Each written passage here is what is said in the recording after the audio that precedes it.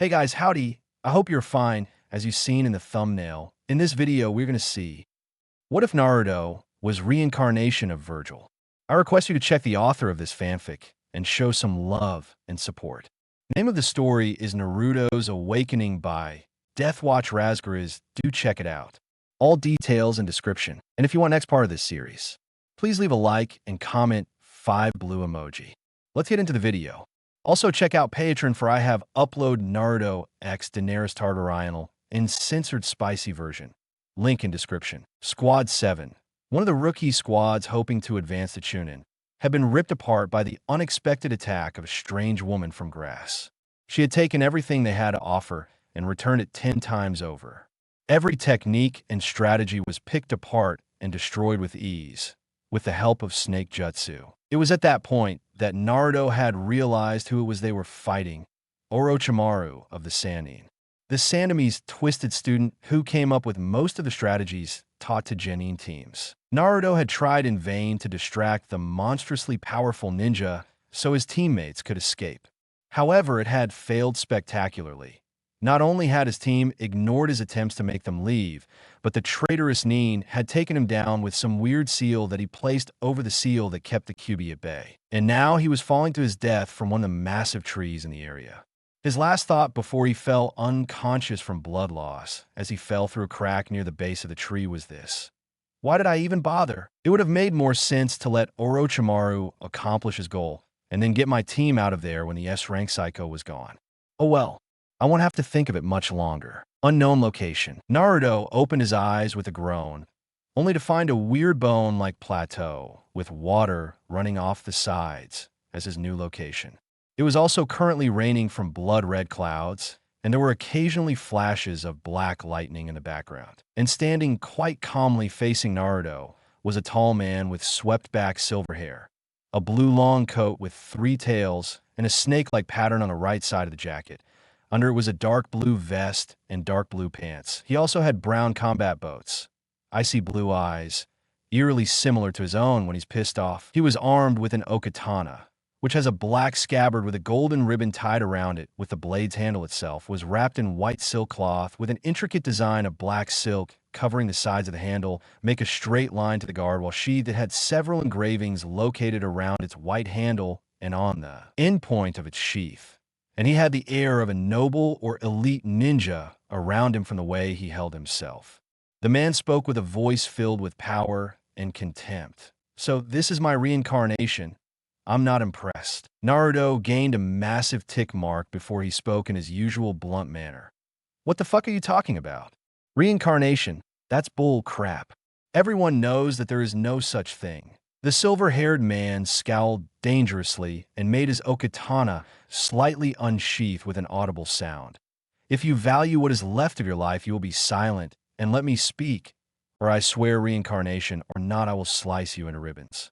Do you understand? Naruto gulped audibly and nodded quickly. Vergil then began to speak again. Good to see that you have a brain in there no matter how slow. At any rate, as you may have guessed, you are on the very door between life and death.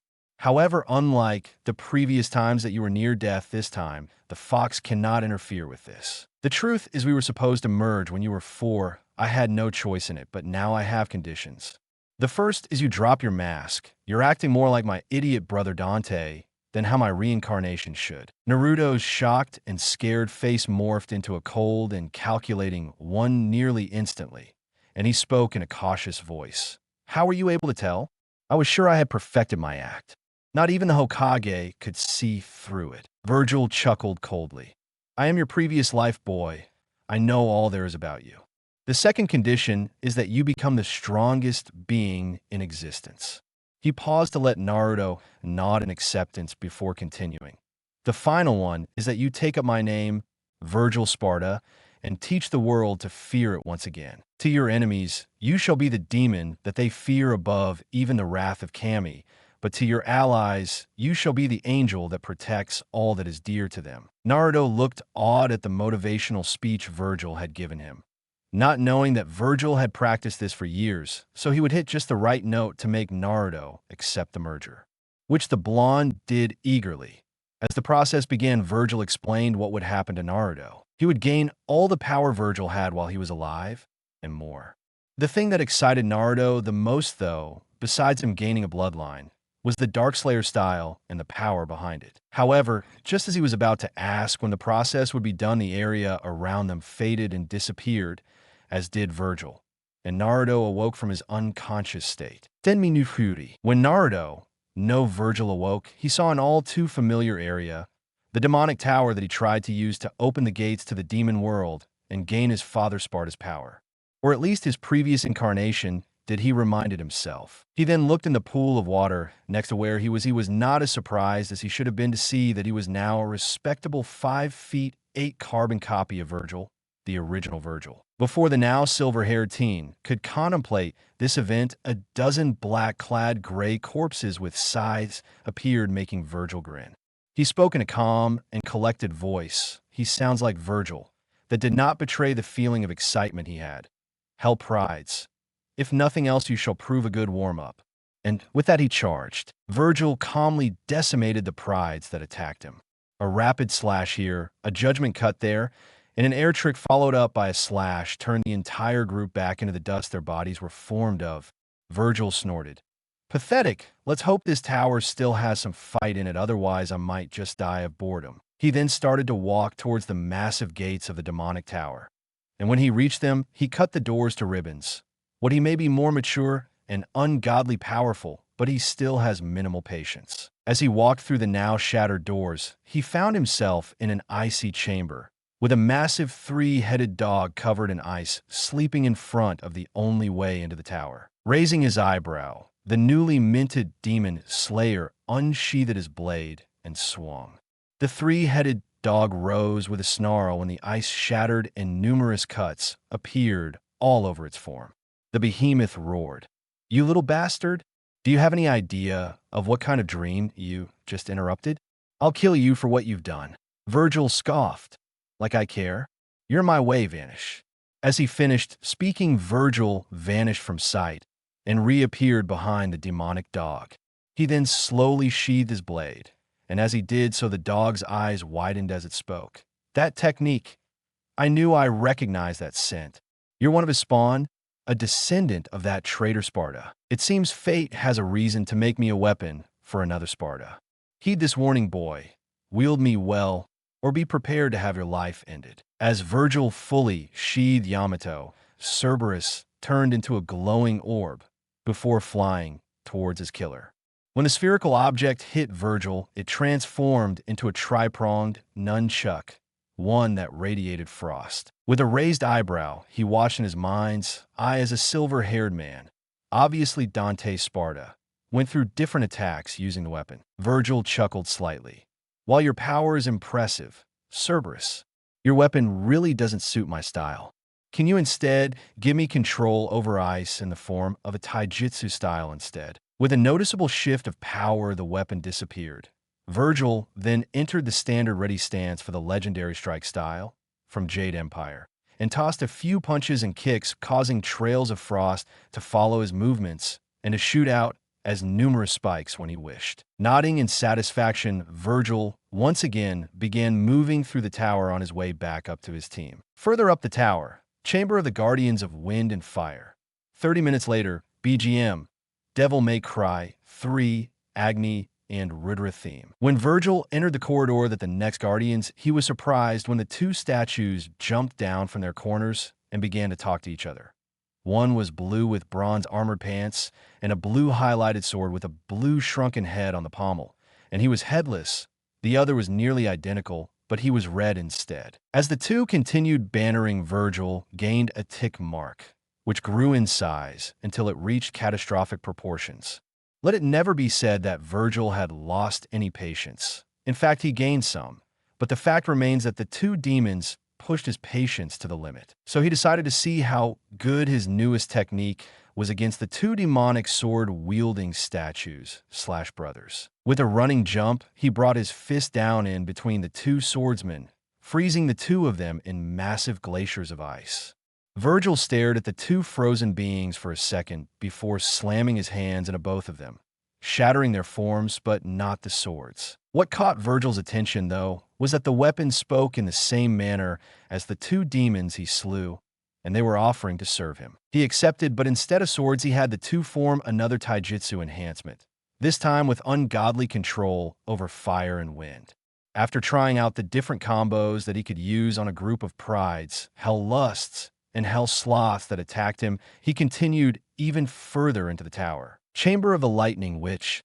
An hour later, Vergil had taken slightly longer to arrive than next chamber, if only because he was swallowed by a massive demonic whale.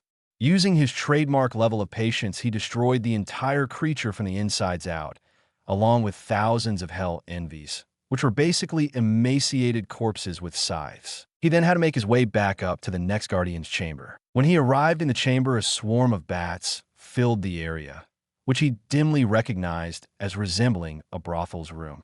When the swarm of bats cleared, there was a figure that surprised him somewhat reclining on a red Febreze bed, even though he knew he should not have been surprised. The figure in question was around 6 feet tall, had mid-back length blood-red hair, unnaturally pale skin, blood-red eyes, clothing made of "Are those bats?" But most important of all was that the figure was obviously female. How could he tell, you ask?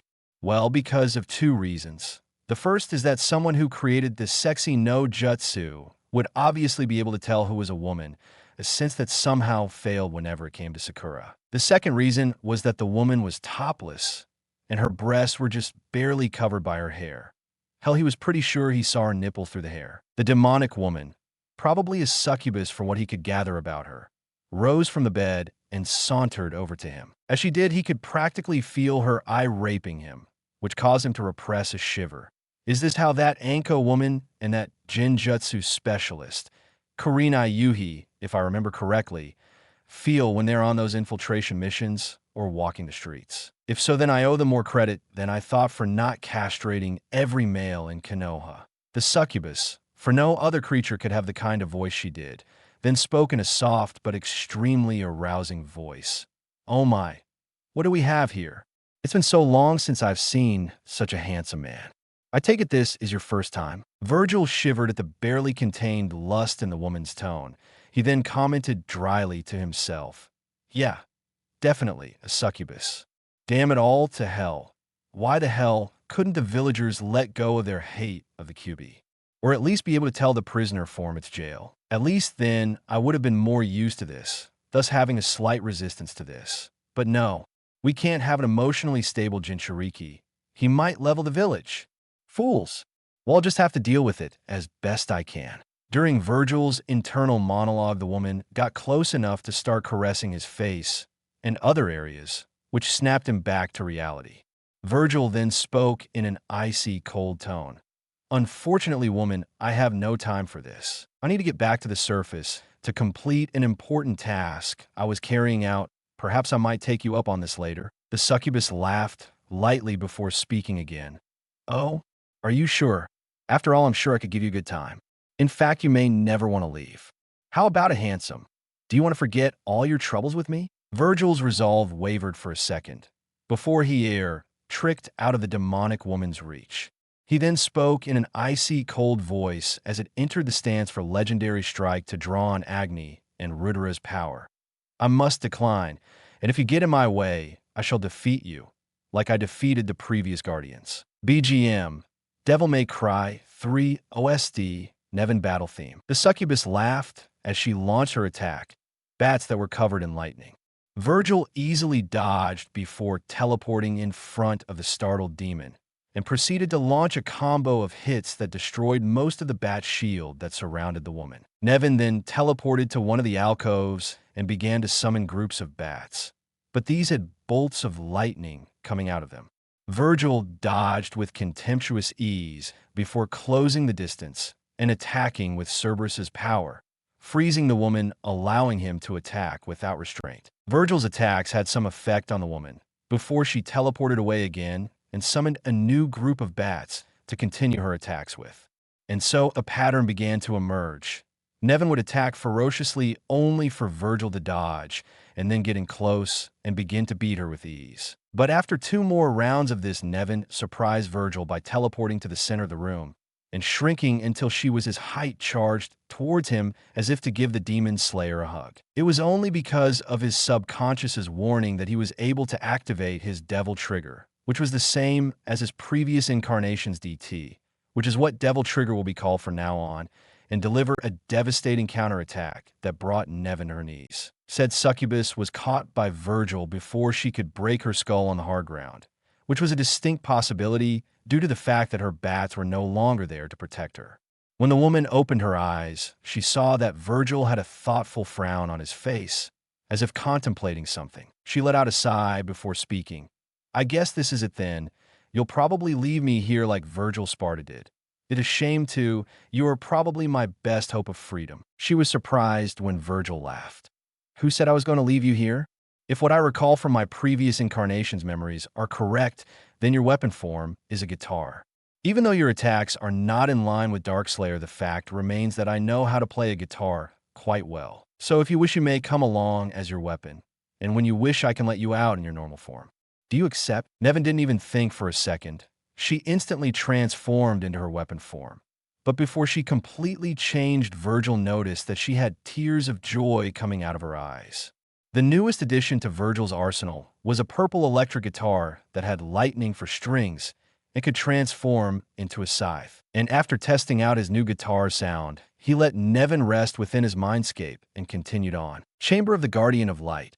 Half an hour later, when Vergil arrived at the end of the monorail ride, he found himself in another familiar location.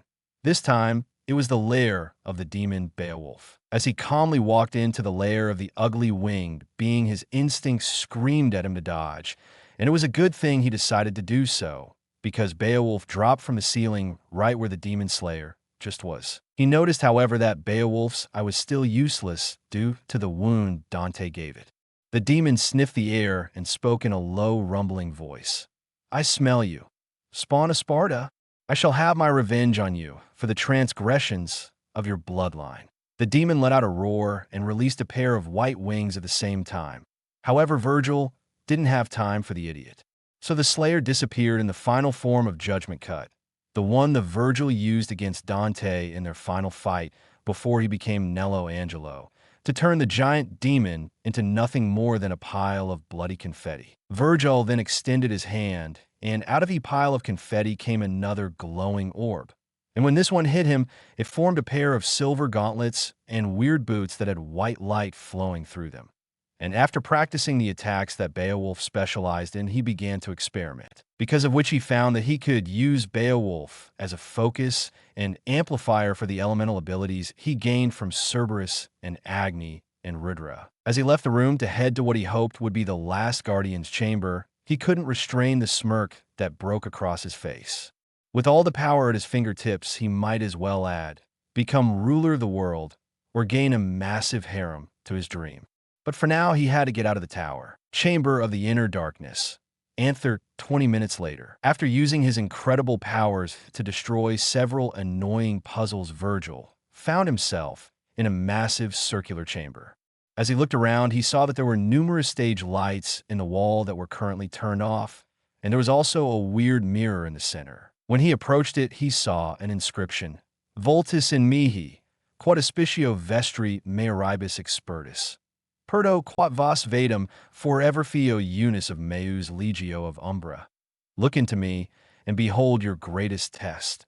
Lose, and you shall forever become one of my legions of shadows. As he finished reading the inscription, a blob of darkness detached itself from his own shadow. It then began to change shape.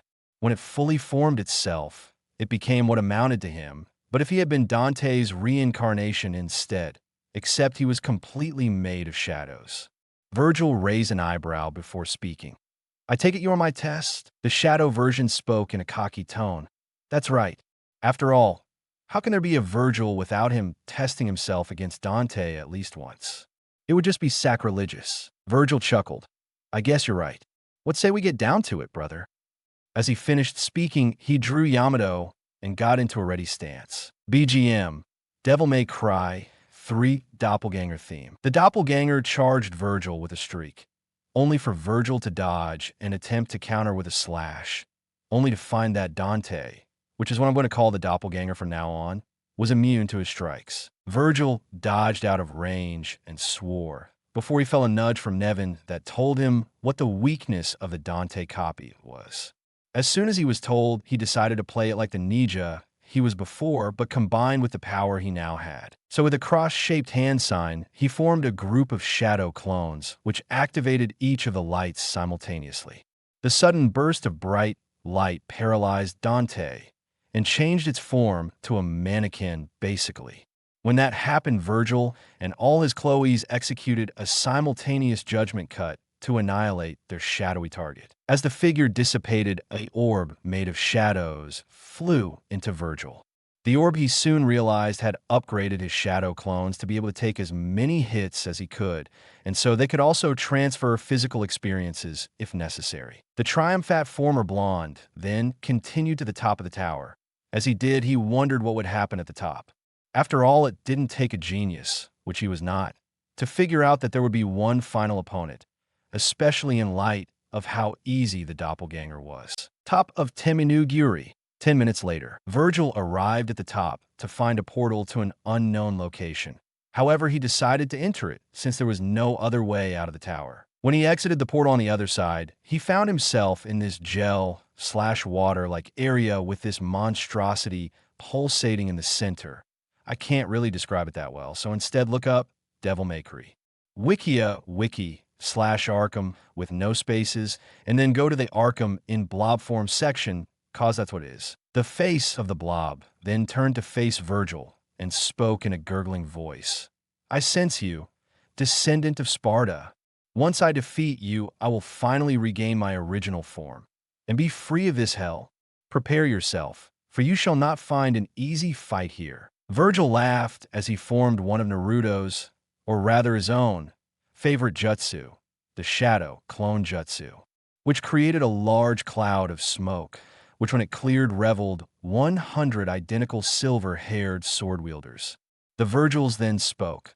Well, we wouldn't be so sure of that. And as they spoke, all 100 used air trick to surround the blob, and then unleashed a barrage of sword strikes. After the strikes were done, all but the original Vergil disappeared as he sheathed his blade. When he fully sheathed Yamato, the blob literally exploded in a shower of slime, a purple blood-like substance, and raw demonic energy. As the smoke cleared the sword force edge, a bastard sword which blade seemed to be made of pure silver, while the handle looked a bit like a spine with a skull, as the pommel flew to Vergil's hand. After giving the sword some test swings, a portal appeared, which released him back into the human world. As soon as he exited, he found himself staring down at a clearing with a scene that made his blood boil in it. Cliffhanger. The scene that made Naruto's blood boil was one that was the stuff of nightmares for nearly every Konoha inhabitant. For down in the clearing 2 of the 3, the third had a mission to make it to the third round no matter what, so they were not present. IWA Genin teams were bowing to Orochimaru, offering the assistance of their nation for the madman's invasion. But that is not what made Naruto's blood boil. It was the naked and bound Anko that made it boil. The damn snake Sannin was obviously planning on using her to secure the loyalties of the IWA Nin, not that he needed to. However, instead of acting on the impulsiveness of his past self, he waited until Orochimaru was gone. Because although he was at least 10 times stronger now, Orochimaru was more experienced and still more powerful. He mentally calculated the difference between their power levels and discovered that it would take a month for him to be able to crush the snake with as much ease as he did the Guardians. As soon as the traitor Sannin left the mail, Genin moved in to collect their prize, unaware that their doom was fast approaching. Right as the first Genin was about to penetrate Anko, a glob of blood flew from his mouth, signifying his death, and he collapsed due to internal injuries. At this, the remaining 5 Genin forgot all about their prize and entered a back-to-back defensive formation, which caused Vergil, again the 2 names are interchangeable, to laugh to himself. Could these idiots make it any easier for me? With that thought, in a flick of his wrist, he ended the IWA Genin's lives. After all, none who are evil or corrupt can survive a judgment slash. As was shown when the Genin were turned into bloody piles of meat, bones, and organs by the attack. As he approached the bound and blindfolded Kunoichi, he noticed that the seal on her shoulder was glowing blood red and seemed to be inflicting pain on her. As he searched his knowledge of seals, which he received from Vergil, his eyes widened in recognition. How the blood-soaked Buddhist hell did Orochimaru figure out how to replicate demonic mate seals? With everyone's favorite pedo, Orochimaru just finished giving instructions to the Sound Genin team when he felt the sudden and irrepressible urge to scream to the heavens. Fuck you. That's how. Back within Vergil. From what he could recall, or more accurately Vergil, there were only two ways to destroy a demonic mate seal. The first was to kill the one who planted the seal. In this case, that would not help the one seal because the seal was already administering punishment. That left only one option. A demon of a higher class had to mark her as their mate. Vergil clicked his teeth together to show his annoyance. Great. Let's hope she appreciates this when she wakes up. As he bit down into Anko's shoulder to apply the overriding seal, he felt a pull from his mind. Right before he blacked out. Mindscape, as Naruto opened his eyes, he found himself staring at a scene out of one of those weird Arrow horror movies. Anko was being used by a large group of snakes, whose heads were thrusting in and out of her holes. All the while a more demonic and snake-looking Orochimaru stood chuckling looking at the seal's handiwork. At this, Naruto entered what he mentally dubbed Vergil mode, in which he became what amounted to a god of war. He swiftly disappeared from sight and destroyed the snakes with a few slashes. When he reappeared, his back was to Anko, and he was facing the snake Sannin with a scowl on his face. The soul fragment chuckled evilly. However, Vergil knew that the shade wasn't talking to him. So it seems some poor deluded fool believes that they can rescue you from my clutches, Anko. I will enjoy ripping him apart before your eyes before completely breaking you. Anko's eyes then opened, and when she looked at Vergil, her eyes were filled with submission, worry, and guilt. But her voice was what steeled Vergil's resolve to slay not only the soul fragment, but also the original. Please leave. You're no match for that monster over there. I would rather suffer whatever torment he has for me than see someone whose soul is as pure as yours be slain before their time. Vergil chuckled. My thanks for your concern, Proctor-san. However, several things keep me from leaving. First, your ability to see souls. It is an extremely rare ability found only in fallen angels and their descendants. At this, both Anko and Orochimaru Fragment's eyes widened. But Vergil was not done yet. Second, this asshole has been raping you for all intents and purposes, something I despise above nearly all else.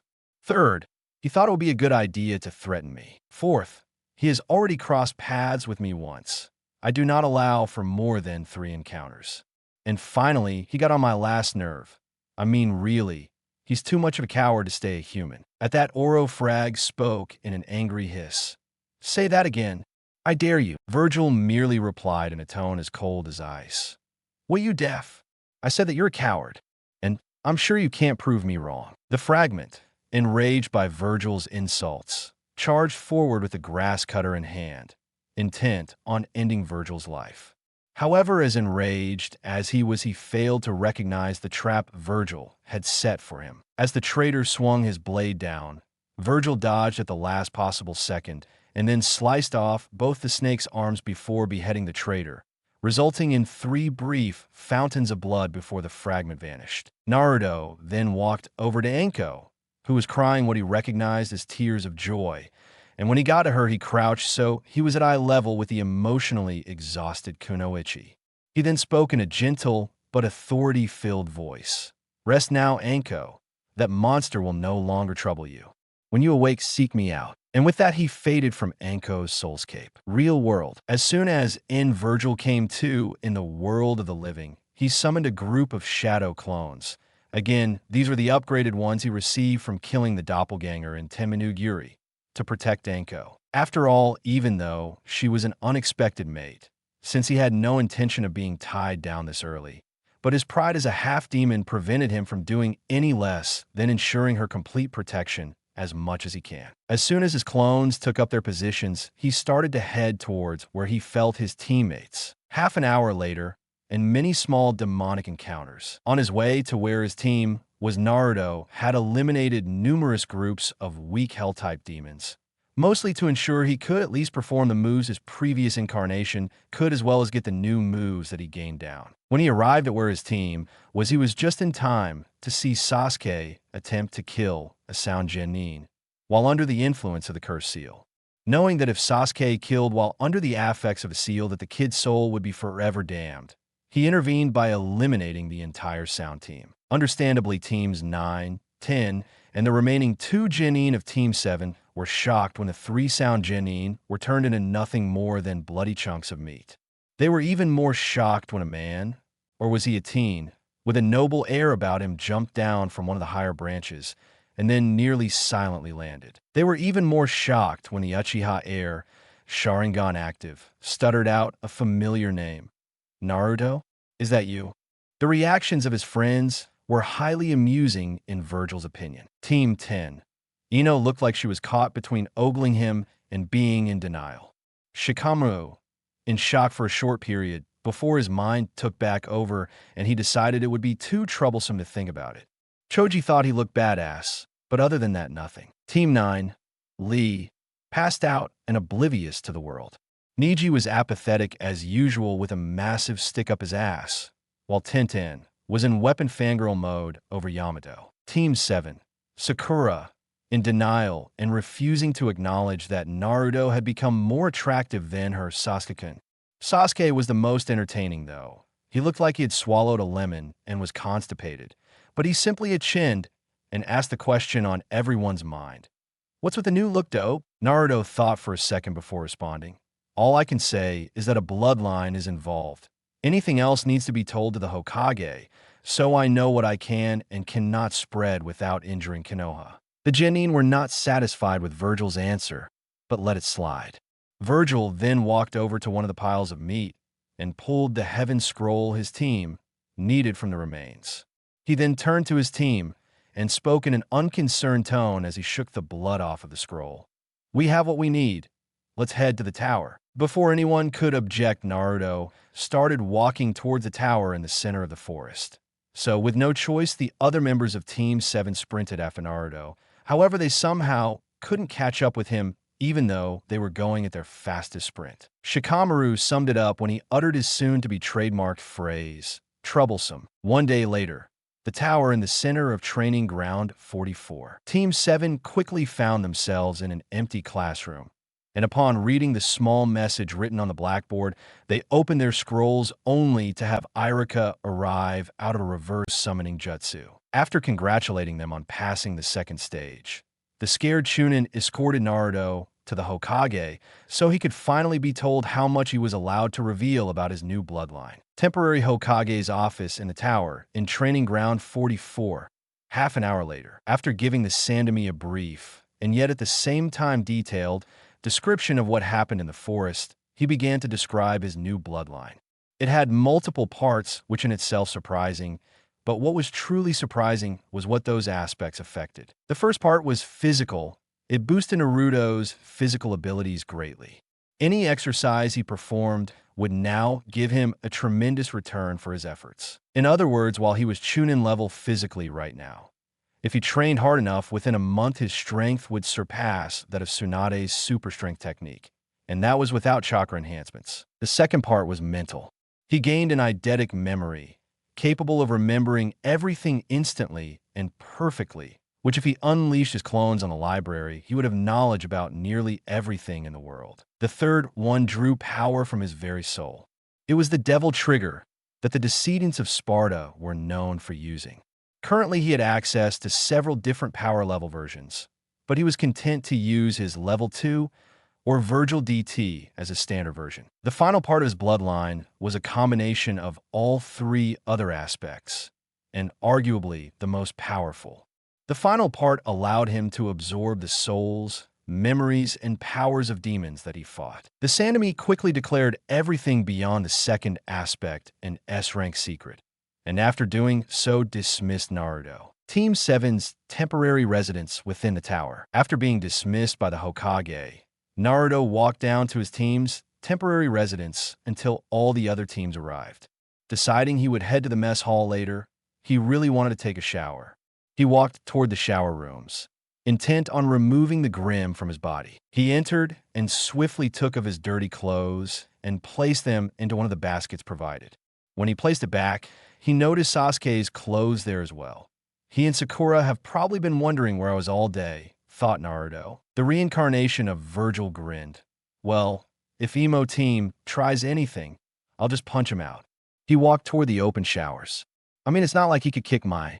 All of Naruto's cognitive brain functions stopped at the sight before him. He was looking directly at his teammate, Sasuke, who was humming while washing with his eyes closed.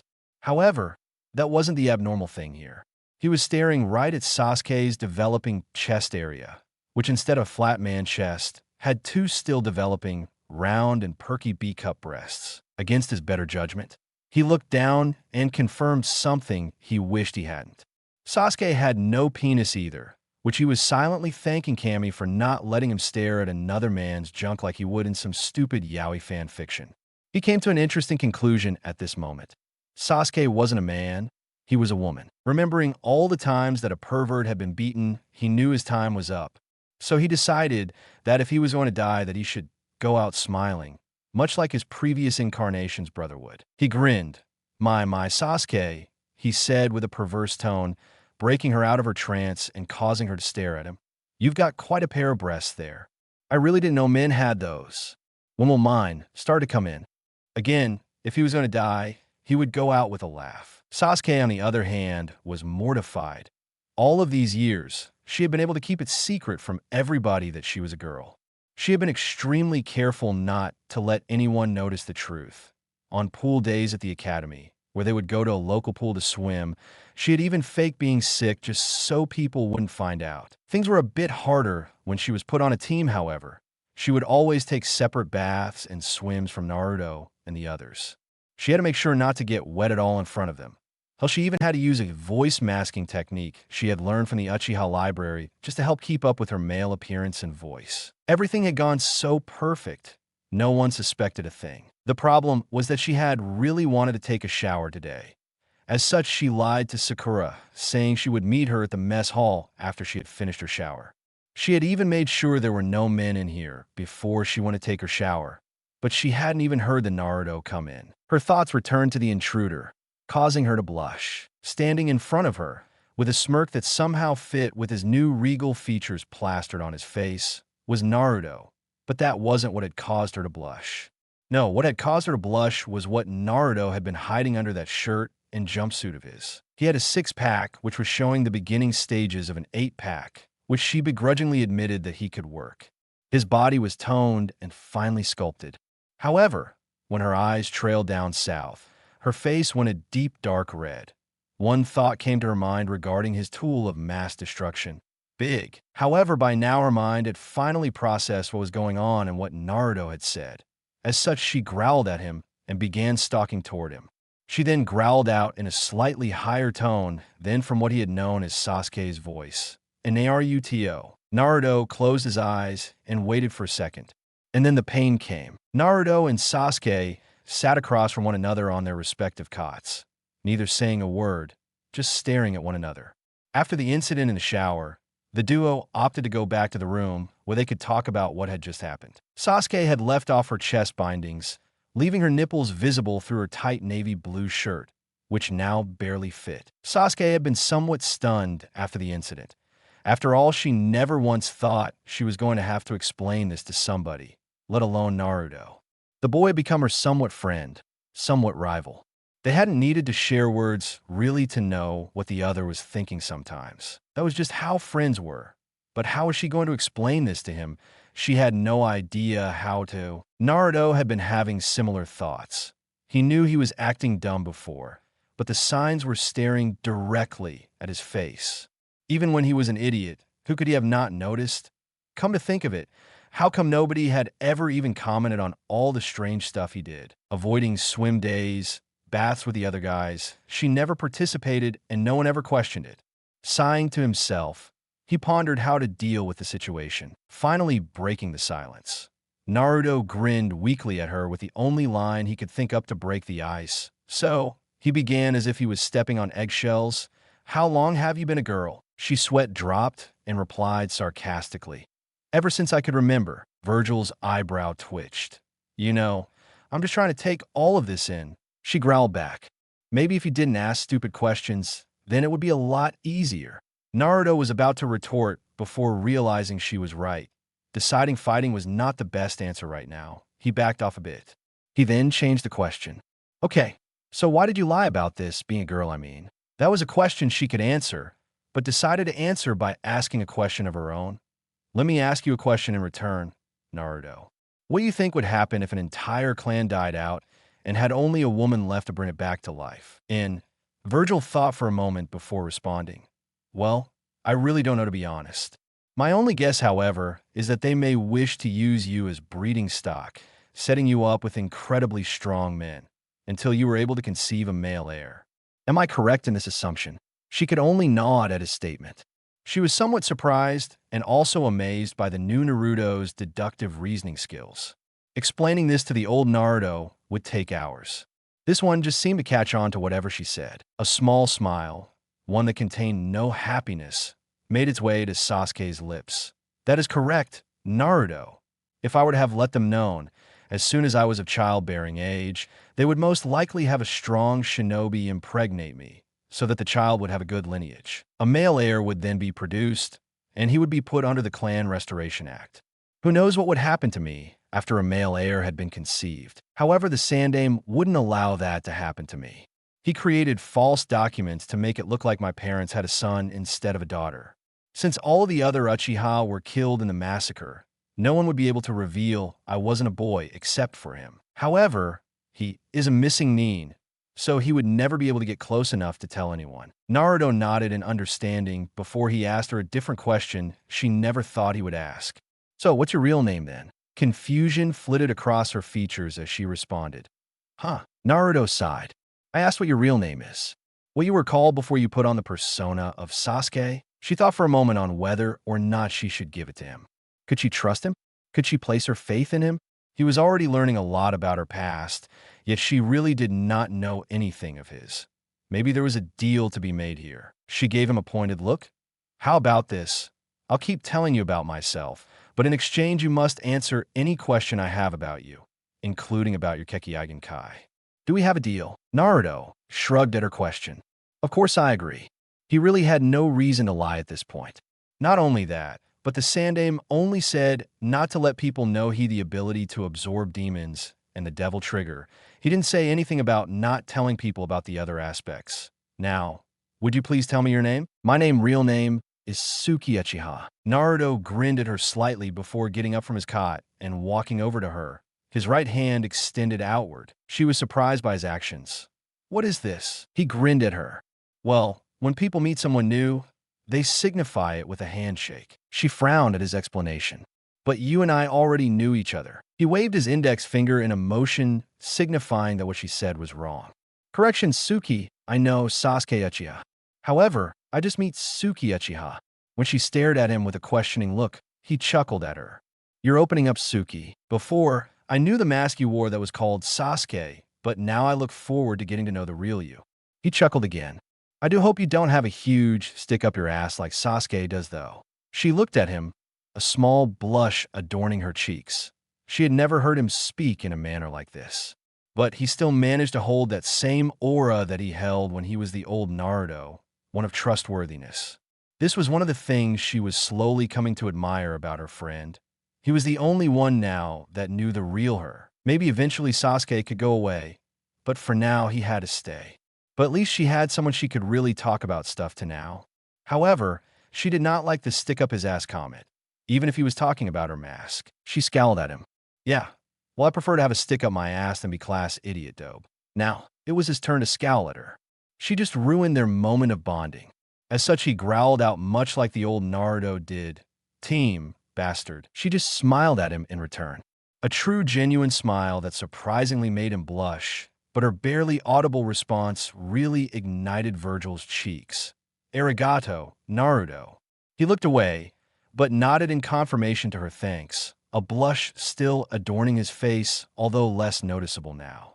She giggled at the sight. Hold on, she just actually did something she hadn't done in a long time. She actually giggled. She hadn't done that since the Uchiha massacre.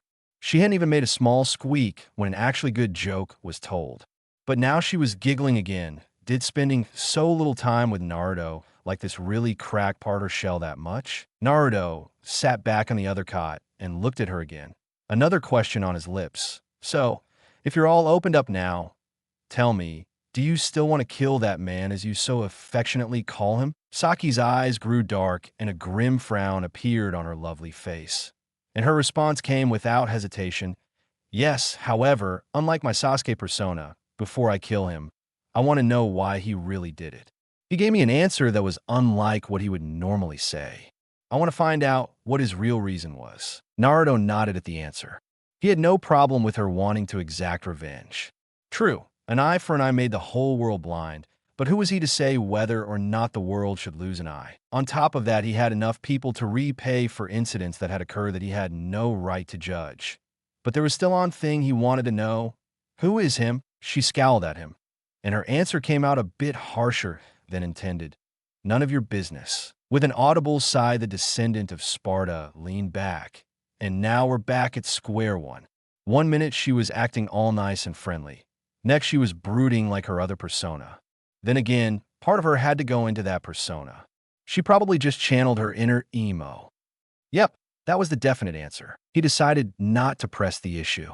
She had already told him a lot today. Suki still had her scowl set in place when she spoke up again. Are you done asking questions? Naruto just rolled his neck as he responded. Yep, that's all for me. The last loyal Uchiha scowl dropped away slightly.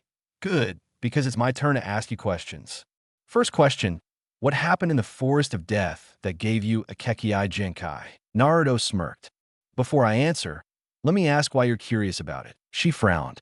Because you seem fall to your doom, and the next thing Sakura and I know, you have a completely different attitude and appearance. Not to mention a lot stronger than the Naruto we knew.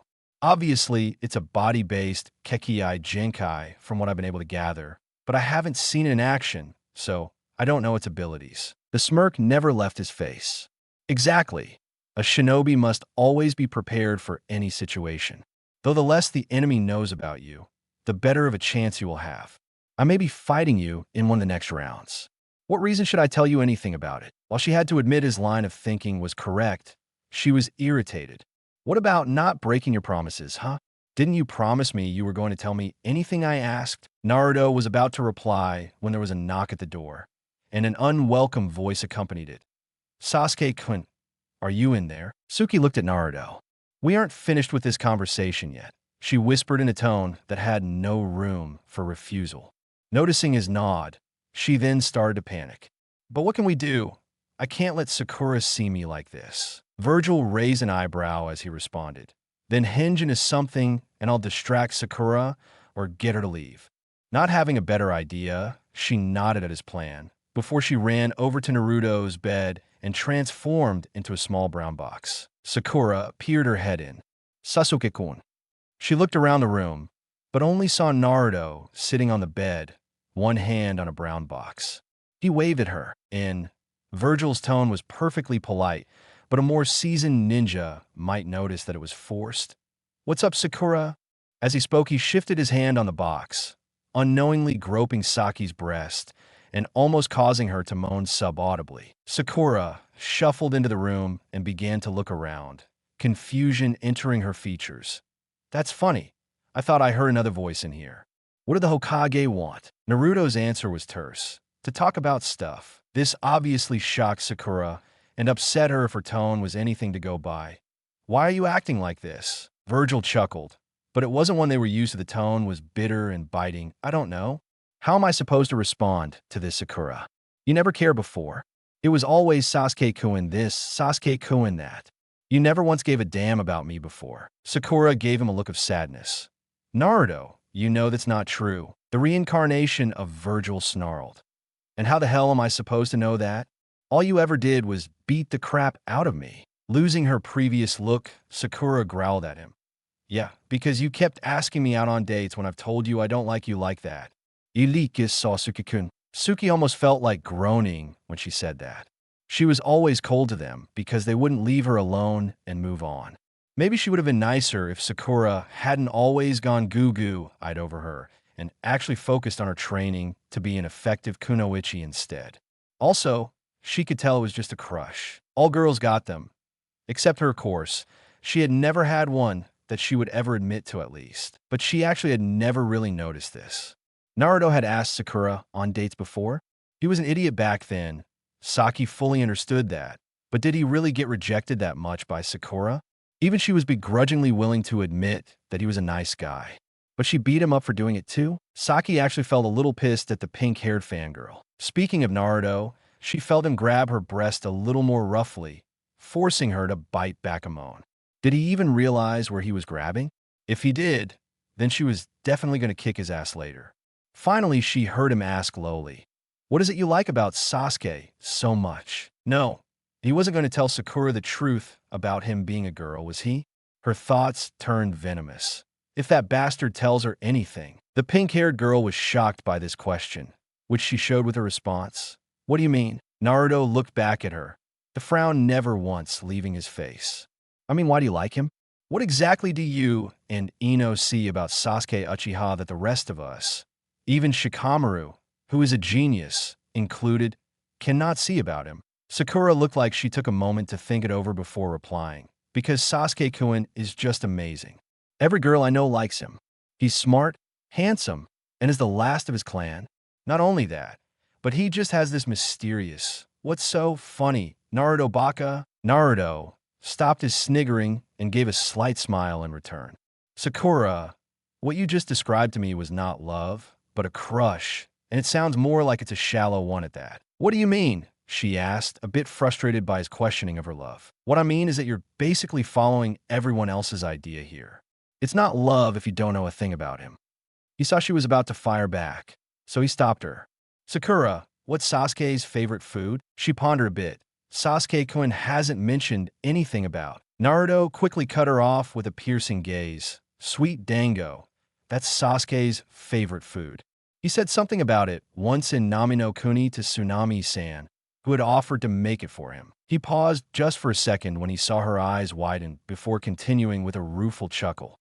"I'm not on the best of terms with Sasuke, yet I know more about the person you love than you do. How sad is that?" Sakura's face turned ashen white from her anger as she responded, "Shut up, Naruto baka, and it's only one thing I didn't know." Vergil shook his head in derision and amusement as he left, prompting Sakura to speak up again. "Where are you going?" He merely glanced at her over his shoulder. "I'm going to go train. I need to think about things. One of them is why I even like you in the first place." He left the room, leaving Sakura and the hidden Uchiha to their thoughts. Sakura just stared off into space. Naruto was right. She didn't really know a thing about Sasuke. And even when she had tried to learn something, he was always so cold and distant. What was she doing wrong when it came to Sasuke? And Naruto, she had just learned something from their talk. Naruto was a complex person in his own way. Before, he was an idiot but was strong. Now this Naruto was stronger than the Naruto she knew. He was usually in complete control and cold since his transformation, but he still held a powerful aura. It was way more powerful than Sasuke's too. Not only had that, but the Naruto she had always known never even thought of what he had just said. Just what had happened to him. She found herself wanting to know. She now had two mysteries on her hands, and both of them were in her team. She got up and ran out the door, determined to find out, starting with Sasuke first. As soon as she left, Suki undid the transformation and sighed. As soon as it left her lips, she started to think as she re-wrapped her chest. "Great. Now I'm going to have to deal with her." I honestly can't believe he actually remembered that, though. Time skip. 3 days to the prelims. Naruto had spent the last 3 days training in one of the many underground training fields in the tower, honing his skills and abilities through the use of Kagebushin. He had improved considerably from before, mainly because he former self was hampered by the academy teachers and Kakashi didn't even bother to try and train him. But besides that, if you use 4,000 shadow clones per day, per subject, then you're going to make remarkable progress compared to how you were. He had also come to a conclusion about why he liked Sakura at one point. It was because he wanted to fit in, and dating her seemed to be the best way to do so. However, now that he had merged with Vergil, he knew that fitting in and normalcy were overrated. If people couldn't accept him for who he is, the end, fuck them. He doesn't need them. Right now, he was standing alongside his team, hinged into his old appearance, in the main arena of the tower, which due to his increased intelligence told him all he needed to know. As such, he tuned out the Hokage's speech and looked around to see who was there. From Konoha, Teams 7, 8, 9, and 10, as well as Kabuto's IWA only had one team, led by a black-haired girl with pink eyes. Mist had a team, all of whom were worthless. Suna had the Sabaka team, probably the only real threat in the exam. Rain also had a team in play, but the last team was the one from Whirlpool. They had made it, and they were probably hiding their strength. As he came out of his musings, he raised his hand to signify that he would like to fight twice, and it was quickly written down. As soon as he put his hand back down, the computer announced the first match. Kuratsuchi of IWA versus Sakura of the Leaf. Vergil stared apathetically down at the arena as Sakura faced her opponent. He didn't care who won as long as he got an entertaining fight out of it. However, before the proctor could start the match, Sakura sealed her own defeat by boasting about how she was fighting for her Sasuke-kun. Apparently, the pink-eyed Kunoichi hated fangirls with a passion if her expression was anything to go by. Something that was proven true when, as soon as the fight started, Kuratsuchi spat a massive lava dragon at her pink-haired opponent. Something that understandably brought the attention of every Konoha Jonin, because only one IWA nin was known to use lava jutsu. Most of the Jinin, on the other hand, just looked on in shock at the power the pink-eyed girl was putting out. The fight was over as soon as the lava dragon left Kuratsuchi's mouth. Not because it killed Sakura, but because the worthless fangirl fainted dead away. The then IWA Kunoichi scowled at the space waster before leaving the arena to rejoin her team, and due to his enhanced senses, he was able to catch a small snippet of conversation. Kuratsuchi-sama, that was very reckless of you. We cannot afford Konoha catching wind of our plan this earlier. The rest was lost due to the sounds of shock as the next two names appeared. Naruto Namikaze versus Ganju Kisahara of Rain. He's a standard Rain nin in appearance. And Vergil raised an eyebrow when he heard the name of the young redhead from Whirlpool. She looked almost exactly the same as a sexy jutsu, but with red hair and clothed, she was only missing his whisker marks to be able to pass off as a shadow clone of his. When he saw that, an errant thought entered his head. Could we be, or were we, related at all? As the two competitors squared off in the arena, red, glowing barriers appeared preventing anyone from entering or leaving there. And then all hell broke loose as numerous prides and lusts appeared in the arena, killing Ganju and forcing Naruto to defend herself. Naruto was considering interfering, if only because he was the only one who could stop the demons. However, before that line, though, progressed much farther, the Whirlpool Kunoichi bit her finger and spread some blood on a seal on her right arm. When he smoke from a seal being released cleared, Naruto was stunned to see a familiar blade in the Namikaze's hand, the sword of his previous incarnation's brother, Rebellion. At the sight of the demonic claymore, the last Uzumaki in Konoha restrained himself to study the movements of the bearer of Rebellion. And as the girl cut down the demons, he quickly realized that she was worthless with that blade compared to Dante. However, he would not judge her this early, because to even wield Rebellion meant that she had to be at least a partial reincarnation. By the time the last minor demon fell, Vergil had a good idea of what Naruto's skill level was, and he was completely unimpressed. Her skills, while they were better than most Genin and Chunin, were far inferior to those of Zabuza Momochi, who in turn paled in comparison to his own. All told, while she might have been a threat to the old him, as of now, she was no threat to him in any of the ways that mattered. The next matchup was Sasuke. She's under a Jinjutsu again to disguise her gender. Uchiha against a member of Kabuto's team, Yoroi Takato. The match was rather boring, with Yoroi stealing Sasuke's chakra, forcing the Uchiha to rely on taijutsu. The last, Uchiha used the lion combo, a partial copy of Rock Lee's front lotus, to knock Yoroi unconscious. Zaku Abumi versus Shino Aburame was another boring match. Shino overwhelmed his opponent using his bugs, destroying not only his opponent's arms, but also his chakra. So far, the prelims had claimed 2 lives, albeit in different ways, and most of the contestants were anxious to make sure they did not also fall. Misumi Tsurugi v. Kankuro of Sunagakure-san siblings was only mildly entertaining. Misumi had weird rubber body techniques, which gave him the initial upper hand over Kankuro. However, the Sunajinin was a puppeteer and easily won the match once he figured out how to defeat his foe. Tintin's match against Temari of Sunagakure was brief, mostly because all the projectile weapons used by Tintin were completely countered by Temari's wind techniques. The blonde Jinin won without taking as much as a single scratch, as well as breaking Tintin's back on her fan. Rock Lee jumped down to avenge Temari's treatment of Tintin, but Might Guy stopped what would have turned into a fight, which would have disqualified both Jinin. Shikamaru's fight against Kin Tsuchi was another boring one, with Shikamaru outmaneuvering and eventually capturing the sound Jinjutsu user in his shadow imitation technique. With Kin matching every one of his moves, Shikamaru knocked her out by knocking the back of her head against the arena wall. After that were two equally unimpressive fights, in which the two remaining members of the Yuzu and Rock teams killed each other, leaving Kuratsuchi as the only representative of IWA and Naruto as the last one from Yuzu. Immediately after those fiascos came one of the two matches Naruto was waiting on, him versus Kiba. The only reason Vergil even knew that it was time or the match, since he was so lost in thought, was when the arrogant voice of the Inuzuka runt broke through. "We got lucky, Akamaru." That exclamation caused Naruto to chuckle inwardly. The bastard thought he had it in the bag cause of his performance in the academy, something that would prove to be the runt's downfall. He decided to slowly make his way towards the arena itself, to both see who was actually watching the fight, and to make Kiba reckless, since the more reckless he was, the easier it would be to defeat him without using his true power. His small tactic worked flawlessly. By the time he made it to the arena, Kiba was barely restraining himself from attacking the blonde.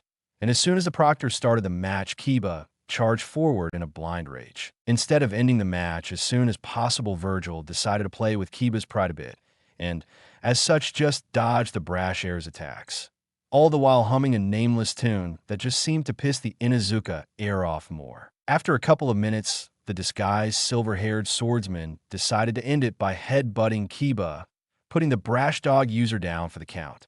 As the proctor announced his easy victory, Vergil looked around to gauge the spectators' and potential opponents' reactions. Most of the Konoha shinobi were staring at him in shock at the ease with which he had annihilated the Inuzuka heir. Some, like Kurenai, however, were glaring at him with rage clearly present in their eyes, for various reasons. The foreign contingent, for the most part, had some form of respect for him now, except for Naruto and the red-haired jonin that led her group, who glared at him with unrestrained hatred, filing the irrational hatred. After all, he hadn't done anything to them as far as he knew. Of the Yuzu team away for later, Naruto made his way back out of the arena as the next match was announced.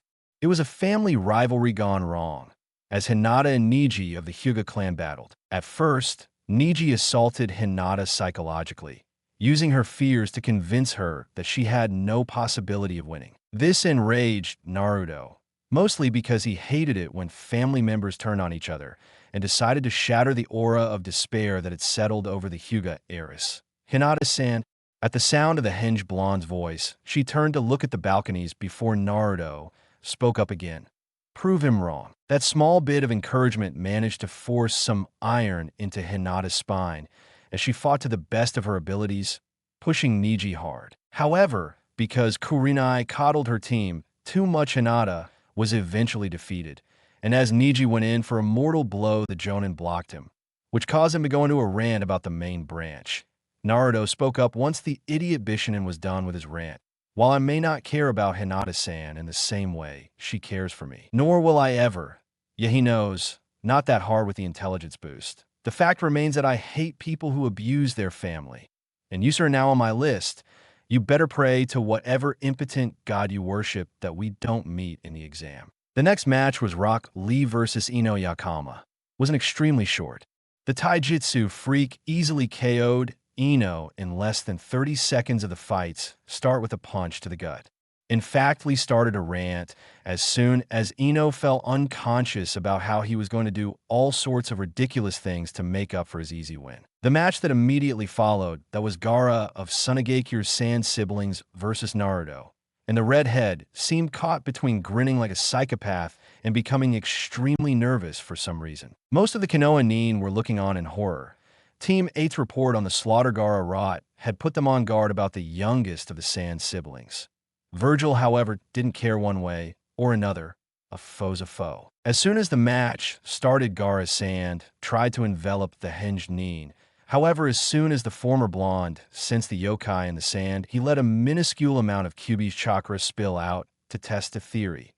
And unsurprisingly, it worked. The sand was unable to get anywhere near him, as the Kyuubi's younger sibling refused to harm its elder sibling's container, more out of fear than anything else. As such, Naruto forced his opponent to surrender by putting a kunai to the Sunanin's throat. In Vergil's opinion, it was a very boring fight once he figured out what to do. After the two left the arena to rejoin their teams, the next matchup was called between the two remaining Rain Shinobi, which quickly resulted in a double knockout. The last match was Choji Akimichi of Konohagakura's team 10 versus Dosu Kinyuta. Choji was reluctant to battle, instead wanting to forfeit, but tried after being promised food by his sensei, Asuma Suratobi, if he won. Choji entered the battle with prior knowledge of Dosu's sound-based attacks, and quickly used Human Bullet Tank to plug his ears from the Odo Ninja's attacks. However, Dosu overcame this by transmitting his sound through the water in Choji's body, thus defeating him. When Anins, who had earned a spot in the finals, arrived down in the arena, they were instructed to draw lots from a box that Anko was holding. Thankfully, when Naruto's turn came, his minor Jinjutsu went undetected, so his identity was still safe. When the last of the finalists had drawn their ballots, the randomizer activated and spun through the names, which resulted in these matchups. First match, Naruto Uzumaki versus Naruko Namikaze. Second match, Sasuke Uchiha versus Rock Lee. Third match, Niji Hyuga versus Kurat Tsuchi of IWA. Fourth match, Shino Aburame versus Kankuro Sabaku. Fifth match, Temari Sabaku versus Shikamaru Nara versus Dosu Kinyuta. As soon as the matches were announced, the assembled genin were dismissed to rest and train for the upcoming finals, which would be held in 1 month. As the other genin filed out and Vergil observed them to see what their reactions were, most had grim acceptance written all over their faces, but a few were extremely eager. With the Hokage, as the Sandomi watched the Chunin hopefuls exit the tower arena, he sighed. With the information Naruto had given him as well as that of Jiraiya, he was now sure that Orochimaru's invasion would take place during the finals. For better or worse, the exam would decide Konoha's fate, and he could only pray that they would not be found wanting when the time came. Vergil, he still hinged by the way, just stared at Kakashi with barely restrained annoyance. Why, you may ask? Well, the answer was quite simple. Kakashi told him that he couldn't train him for the finals, nor could he find a suitable replacement. It was all too coincidental, considering who his opponent was, so he decided to call Kakashi's obvious bullshit. This wouldn't have anything to do with the fact that my opponent is the daughter of your sensei. Now, does it? At that accusation, Kakashi had the decency to look sheepish as he responded. Look, Naruto, it's not that I don't want to train you. However, Sasuke is facing Guy's star pupil. If I don't train him well, then Lee will just pull off another startling win. And as a result, I'd never hear the end of it from Guy. As for being unable to find any replacements, you know how the majority of the village views you, right? Vergil merely nodded stiffly. I understand. It's not that big of a problem. I have skills of my own to master. At this point, additional training would only weaken me. As he started walking away from the obviously shocked Jonin, he called over his shoulder. Do me a favor though, sensei. Make sure Sasuke gets the training he needs. I have a feeling that without that training, things will turn out badly. Kakashi went white as a sheet when his brain processed what his student said. However, before he could confront him about it, Naruto had vanished. After a minute of trying to find him, Kakashi gave up and was much calmer. So when he began to think about potential ways that Naruto would know Suki, he thought about the most ironic one possible. The one where his sensei's son and teammate's niece would get married or at least start dating.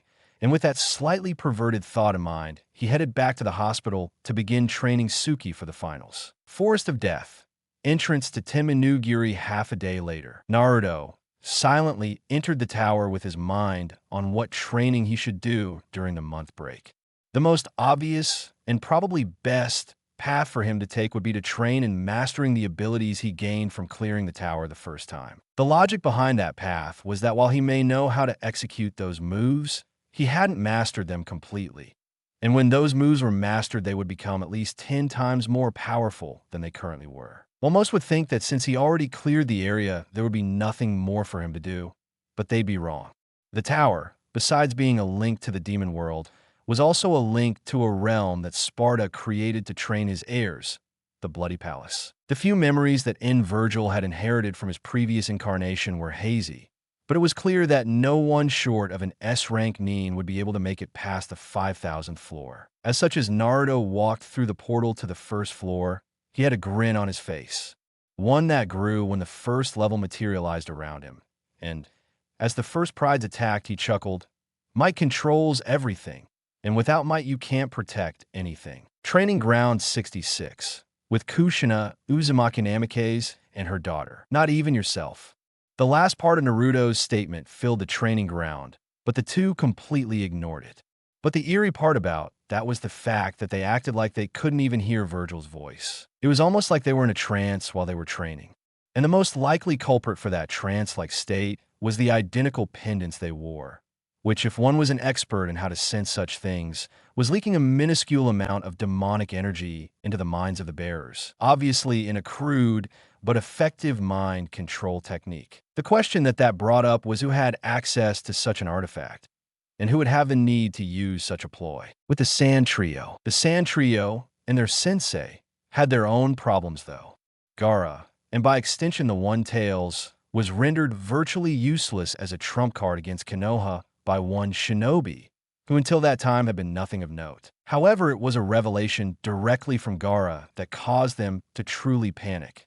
The Ichibi refused to fight against the boy as he contained its older sibling. As such, the Suna forces were stuck in a conundrum. They could either go through with the plan and get the crap kicked out of them along with the Sound and IWA forces, or they could reveal the plan, not get annihilated by the QB container, but owe Konoha any demand they want because of their own treachery. The results of the debate between these four would change the fate of the world. However, for now, it is enough to say that the decision will be earth-shattering. With Shino at the Aburame training ground, the young clan heir wiped a bit of sweat off his brow as he took a short break from the training he was going through. Now, many would ask why a ninja would need to take a break, especially one who trained as diligently as the young bug user. However, this was not his usual training program. Instead, he was being trained to fight against a puppet user. As such, his clan was using advanced seals and chakra strings to replicate the basic techniques a puppeteer would use, and it was frighteningly effective. In fact, if he wasn't trained from birth to be able to repress his emotions, he would have started running and screaming when they wheeled out a massive 6-armed samurai-style puppet. One thing was for sure, though. If this training didn't help him win, he was going to pull an Itachi. This was going to be a section covering Rock Lee's training, but to save the reader's sanity, it has been removed. With Niji, I'm Fate's bitch Hyuga. The prodigy of the Hyuga clan saw no need to train seriously. After all, Fate had already decreed him the victor of the tournament. As such, no matter what anyone else did would be ineffective against him. And when he won, he was going to see if Fate decreed that it was time for him to take his full revenge against the main branch or not. As he thought about his revenge, he couldn't help but smile. Yes, the Hyuga would pay for killing his father. Shikamaru in the Nara training grounds. The lazy genius stared up at the clouds as he went over the battles from the preliminaries. The only one who he had yet to work out even a basic strategy against was Naruto. The blonde's fight had not revealed any of his skills, and the brief display of power in the Forest of Death only hinted that he may have taken up Kenjutsu. While it may not be well known, an extremely mobile Kenjutsu user was one of the deadliest foes a Nara could face. And while the Nara had developed techniques against them, Shikamaru couldn't be sure that Kenjutsu was all Naruto had to offer. Kuratsuchi in the IWA Embassy Compound's training grounds. The granddaughter of the third Tsuchikage let out a sigh of frustration as she stood in the middle of the training ground. According to the Jonin in charge of the operation, she didn't need any more training for her part in the operation, and while it might be true she hated not having anything to do, sure she could go out and torment the villagers and the spawn of that accursed Namikaze. However, she didn't feel like being banned from taking missions outside of IW anytime soon. As such, she was currently stuck here, bored out of her mind, and hoping that the 1-month break would be over before she knew it. With Suki, somewhere outside Konoha, the Uchiha heiresses, I was twitching as Kakashi explained the strange and quite possibly deranged training regimen he was going to put her through. While it may have been an extremely effective method of training, she couldn't resist asking one question. What about Naruto? Why isn't he here too? Here Kakashi's face gained a serious look. He has his own training regimen to follow, one I wouldn't be able to help with. Besides which, you are both competitors in the exam. As such, having you both train at the same location would pretty much guarantees that one of you would have the advantage over the other. The young Uchiha didn't like the answer she was given, and suspected that there was more to the story than she was being told. However, in the world of ninja, suspicions can only get so far. As such, she would have to wait until she met up with Naruto again. Dosu, former training ground. The Sannin was currently trying to get his arms to work again after trying to modify them for increased power. While he was grateful that Orochimaru had allowed him and his team to use a real clone jutsu on a trio of traitors to sound, he was nervous about his master's plan. If what he was beginning to suspect was true, then he needed to eliminate the Sabaku siblings and make it look like an accident. But to do that, he had to get much stronger, and as such, he had to get his blasted arms to work again. Konoha Hot Springs.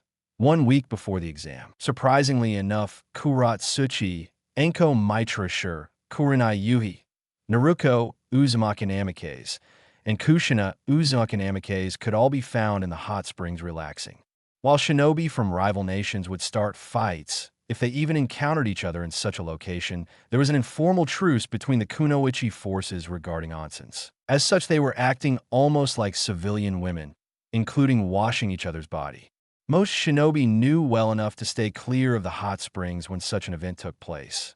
However, Jiraiya of the Sannin needed his research. To that end, the self-proclaimed super pervert was sitting in a tree writing at a furious pace.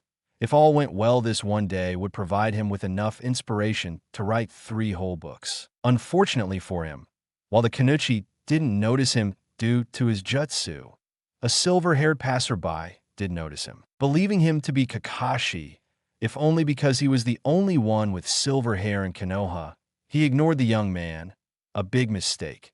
Something that was proven when the young man laid his hand on his okatana's hilt and caused the branch Jiraiya was on to fall into the hot springs. This naturally caused the occupants of the female side to become aware of Jiraiya, and they then proceeded to beat the ever-living shit out of the Gamma Sannin. After they finished with the Sannin, they got dressed and left, hoping to find whoever had destroyed Jiraiya's peaking spot. However, by the time they left the onsen, all they saw as a head of silver hair attack to a blue ankle-length coat turn a corner and disappear into the market. The sight of that person was enough to cause Anko to gasp. That's him. That's the one who destroyed the cursed seal along with the soul fragment in it. At that declaration, the group of Kunoichi hurried around the corner to talk to him. But when they turned the corner, they lost sight of the silver-haired swordsman. Because of their inordinate curiosity in this man who had freed Anko from her curse, with no ulterior motive as far as they knew, each one swore to find out who it was and why he did it. Chunin Exam Arena. 1 week later, as the Chunin exam finalists, minus Dosa Naruto and Sasuke, stood waiting for the exam to begin, they looked around the massive structure. The arena itself was filled to the brim with foreigners, daimyos, nobles, and a disproportionately high number of Konoha shinobi. But the thing that caught their attention most was the presence of 3 of the 5 great Kages. Each village has a Kage, but the great nations obviously have stronger ones: the 3rd Hokage, 4th Kazekage, and 3rd Tsuchikichi. It was a rather intimidating sight for Chunin hopefuls, especially those from the Rookie 9. Not only were some of the most powerful and influential civilians among the crowd, but there were 3 of the most feared and respected shinobi of the current age watching and judging them. If they failed to show enough ability or potential then their carriers were doomed for the most part. Unsurprisingly, the proctor began the event with a little speech about how important the Chunin exams were, something the hopefuls ignored, before going on to list the matches for that year's exams. First match, Naruto Uzumaki versus Naruto Namikaze. Second match, Sasuke Uchiha versus Rock Lee. Third match, Niji Hyuga versus Kurat Tsuchi of IWA. Fourth match, Shino Aburame versus Kankuro Sabaku. Fifth match, Temari Sabaku versus Shikamaru Nara. When the proctor announced the name Namikaze, the majority of the stadium, meaning everyone from Konoha, broke into cheers for different reasons, but the majority was because they wanted the daughter of the Yandami to finish what her father started by killing the Kyuubi. As such, when the proctor announced that everyone but Naruto and Naruto, who still hadn't arrived yet, leave the arena, the entire crowd became hushed and waited. 5 minutes later, Naruto had still not shown up, and as the proctor was about to announce Naruto's loss, by default a massive toad with crystalline spikes on its back and 2 very provocative fake women attached to antennae was sent through the entrance and landed on its back dazed and confused. This froze the entire audience, especially Jiraiya and those that could sense demonic presences, but what truly shocked them was when Naruto walked in with the Beowulf gauntlets and greaves on. The sight of the Kyuubi Jinchuriki in very ornate armor sent chills down the spines of his haters, especially because of the sheer power that he was radiating. Something that was only enhanced when he jumped into the air and slammed one of his armored knees into the toad demon, causing it to freeze into a solid block of ice before shattering into a million pieces. And where the head was, there was now a small golden orb that flew to the blonde and was absorbed in a flash of light, which when it died down revealed him holding a briefcase with glowing lines leading to a seal in the center. The young man seemed to be in a trance for a second before he smirked and dismissed his new toy. He then turned to the wide-eyed Senbin chewing Jonin. "Sorry about my tardiness, but as you could see, I had to deal with a weakling who thought that he could make a meal out of me. Shall we get started?" At that, Gimmon nodded before using a voice amplifier jutsu. The first match of the Chunin exam finals between Naruto Uzumaki and Naruto Namikaze begins. Cliffhanger. The 2 descendants of Sparta settled into the stance of their choice. Naruto into the ready stance of the legendary strike. Yes, it's from Jade Empire, deal with it. Taijutsu style. And Naruto into a loose stance where she could attack with anything without giving away too much. 2 minutes into the fight, and neither of the 2 combatants had moved a muscle. They were just staring, or in Naruto's case glaring, at their foe, judging each other and trying to find a weakness in the other's stance. Unfortunately for the Naruto haters, Naruto moved first. She quickly tossed 20 kunai, which soon multiplied to 2,000 kunai due to the Shuriken Shadow clone jutsu. However, even as the steel rain of death sped towards him, Naruto just remained in his stance. But when the kunai swarm was 30 feet away, he punched the air and sent a wave of air out of his right palm, which vaporized every single kunai in the horde and stopped just short of the female Namikaze. Understandably, this shocked the Konoha residents, as well as those who had seen Naruto fight in the preliminaries. After all, Naruto had shown no aptitude for wind-style jutsu, and the Suna representatives briefly wondered if he had somehow copied Temari's fan techniques. However, they had little time to ponder it, as Naruto bit her finger and then quickly spread the dot of blood on her storage seal, bringing out rebellion, shocking those in attendance that one of her age could wield such a massive blade. However, their shock was amplified when the redhead charged her adversary, holding the sword one-handed, and began to attack him with reckless abandon. But each of her strikes was easily blocked by the semi-armored hinged silver-haired Okatana wielder's arms or legs. Unsurprisingly, the unrelenting pace the Uzanin attacked with soon left her out of breath, and as such, Vergil had the perfect opportunity to counterattack, something he didn't intend to waste. Because of that, he began to rapidly kick and punch while aiming at areas that would disable, but not kill, his opponent, mostly for reasons he wouldn't be able to explain even if confronted about it. As such, he would play it off as a feeling that something was off. He was proved right about that when he finally managed to get Naruto with a kick to the face, something that would normally put someone out cold. However, instead, all that happened was that she slumped over for a second before rising back to her feet, with the amulet glowing with a very sinister yellow aura and radiating demonic energy. This naturally shocked the populace of Konoha, the majority of whom started to panic, believing that the Kyuubi had corrupted the last scion of the Namikaze clan, as well as the visitors from outside Konoha. Naruto, however, was not shocked, as he had sensed an ever-growing demonic presence from the amulet throughout the match. However, the true shock came when a change was forced upon the girl. Her body started emitting a dark purple mist, which soon obscured the entire stadium. And when it dispersed, it revealed a figure of nightmare. It stood at 7 foot tall, clad in black and purple demonic armor. It had 4 insectoid wings along with 2 wing sheaths on its back, but the head was a pale blue with a mouth full of teeth, blood-red eyes, and a pair of nasty-looking horns competed the look. To the people unfamiliar with demonic lore, the figure was the quintessential demon, appearing to be evil simply by appearance and projecting an aura of fear and respect.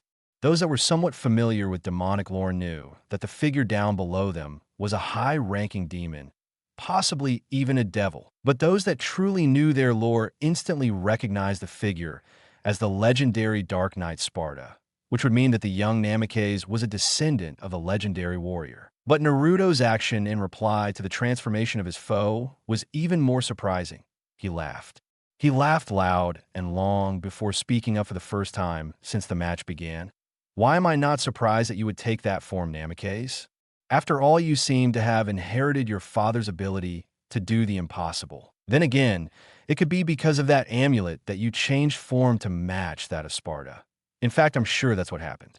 So why don't you stop playing games and reveal yourself, Mundus?" A dark laugh filled the area, and then a large bank of black clouds filled the sky over the arena before 3 blood-red eyes, from which crimson lightning occasionally flashed, appeared. "You're much smarter than I thought you were, Brat. But come now, the charade is over.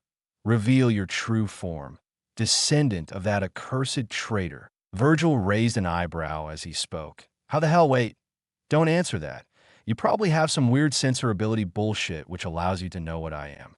If you want me to reveal my true form so badly, then I will. But I warn you, your puppet won't stand a chance against me once I do." As soon as he finished speaking, he raised his hands to the dispel hand sign before muttering a quick "Kai."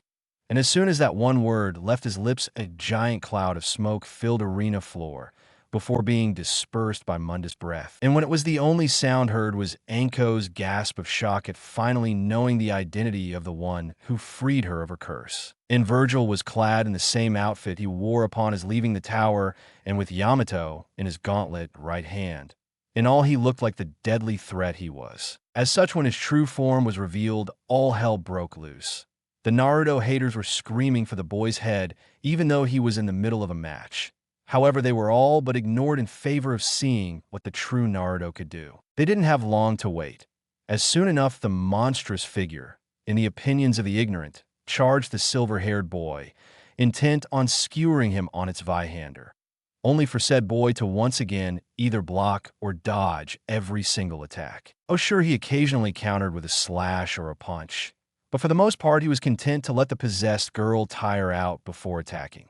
And if he was right, he'd get his chance soon enough. He was not mistaken, as the weakened state she had been in before the transformation, plus the relentless assault that Mundus forced her to do, quickly drained that form of nearly all her energy. And as such, her final attempt at attacking was effortlessly caught in Naruto's gauntlet left hand. And as soon as he caught the blade, he glared up at Mundus before speaking in a venomous tone. "You underestimated a descendant of Sparta, once again, Mundus. But in this case, you made an even worse mistake than when you went after Dante. You managed to piss me off, and as such, you're now on the list just after that idiot Orochimaru. That's an honor, that is." The brief spike of humor at the end of Vergil's statement caused everyone to sweat drop, before he used a blade of wind to sever the amulet from the chain it was on, and then stomping on it, shattering it into 1,000 pieces and causing the possession to end, which subsequently caused the devil trigger transformation on the redhead to end, and for the now defeated Kunoichi to pass out from exhaustion. However, before the proctor could declare the match in Vergil's favor, a crimson blur rushed the silver-haired winner. At least it was a blur to most, the Okatana wielder was easily able to see that it was Kushin and Namikaze. The mother of the defeated Kunoichi was wearing an exact copy of the amulet her daughter was wearing. And as such, the Konoha Genin decided to just use a quick judgment slash on the amulet. And as predicted, the amulet shattered into a million pieces, while leaving its former bearer relatively unharmed. I say relatively because as soon as the amulet had shattered, she collapsed out cold. And as soon as she collapsed, a blue glow surrounded her, which flashed a brilliant white before dying down to reveal a woman who looked exactly like his memories of his previous incarnation's mother, which caused him to glare up at Mundus before speaking again. Mundus, you better pray that this isn't who I think it is. And if it is, congratulations, because you just made the top spot on my idiots to impale on Yamato list. As impossible as it seems, that caused Mundus to gulp before vanishing. And as soon as the two out-cold Kunoichi were removed from the arena floor and Vergil was declared the victor, Gunma announced the next match.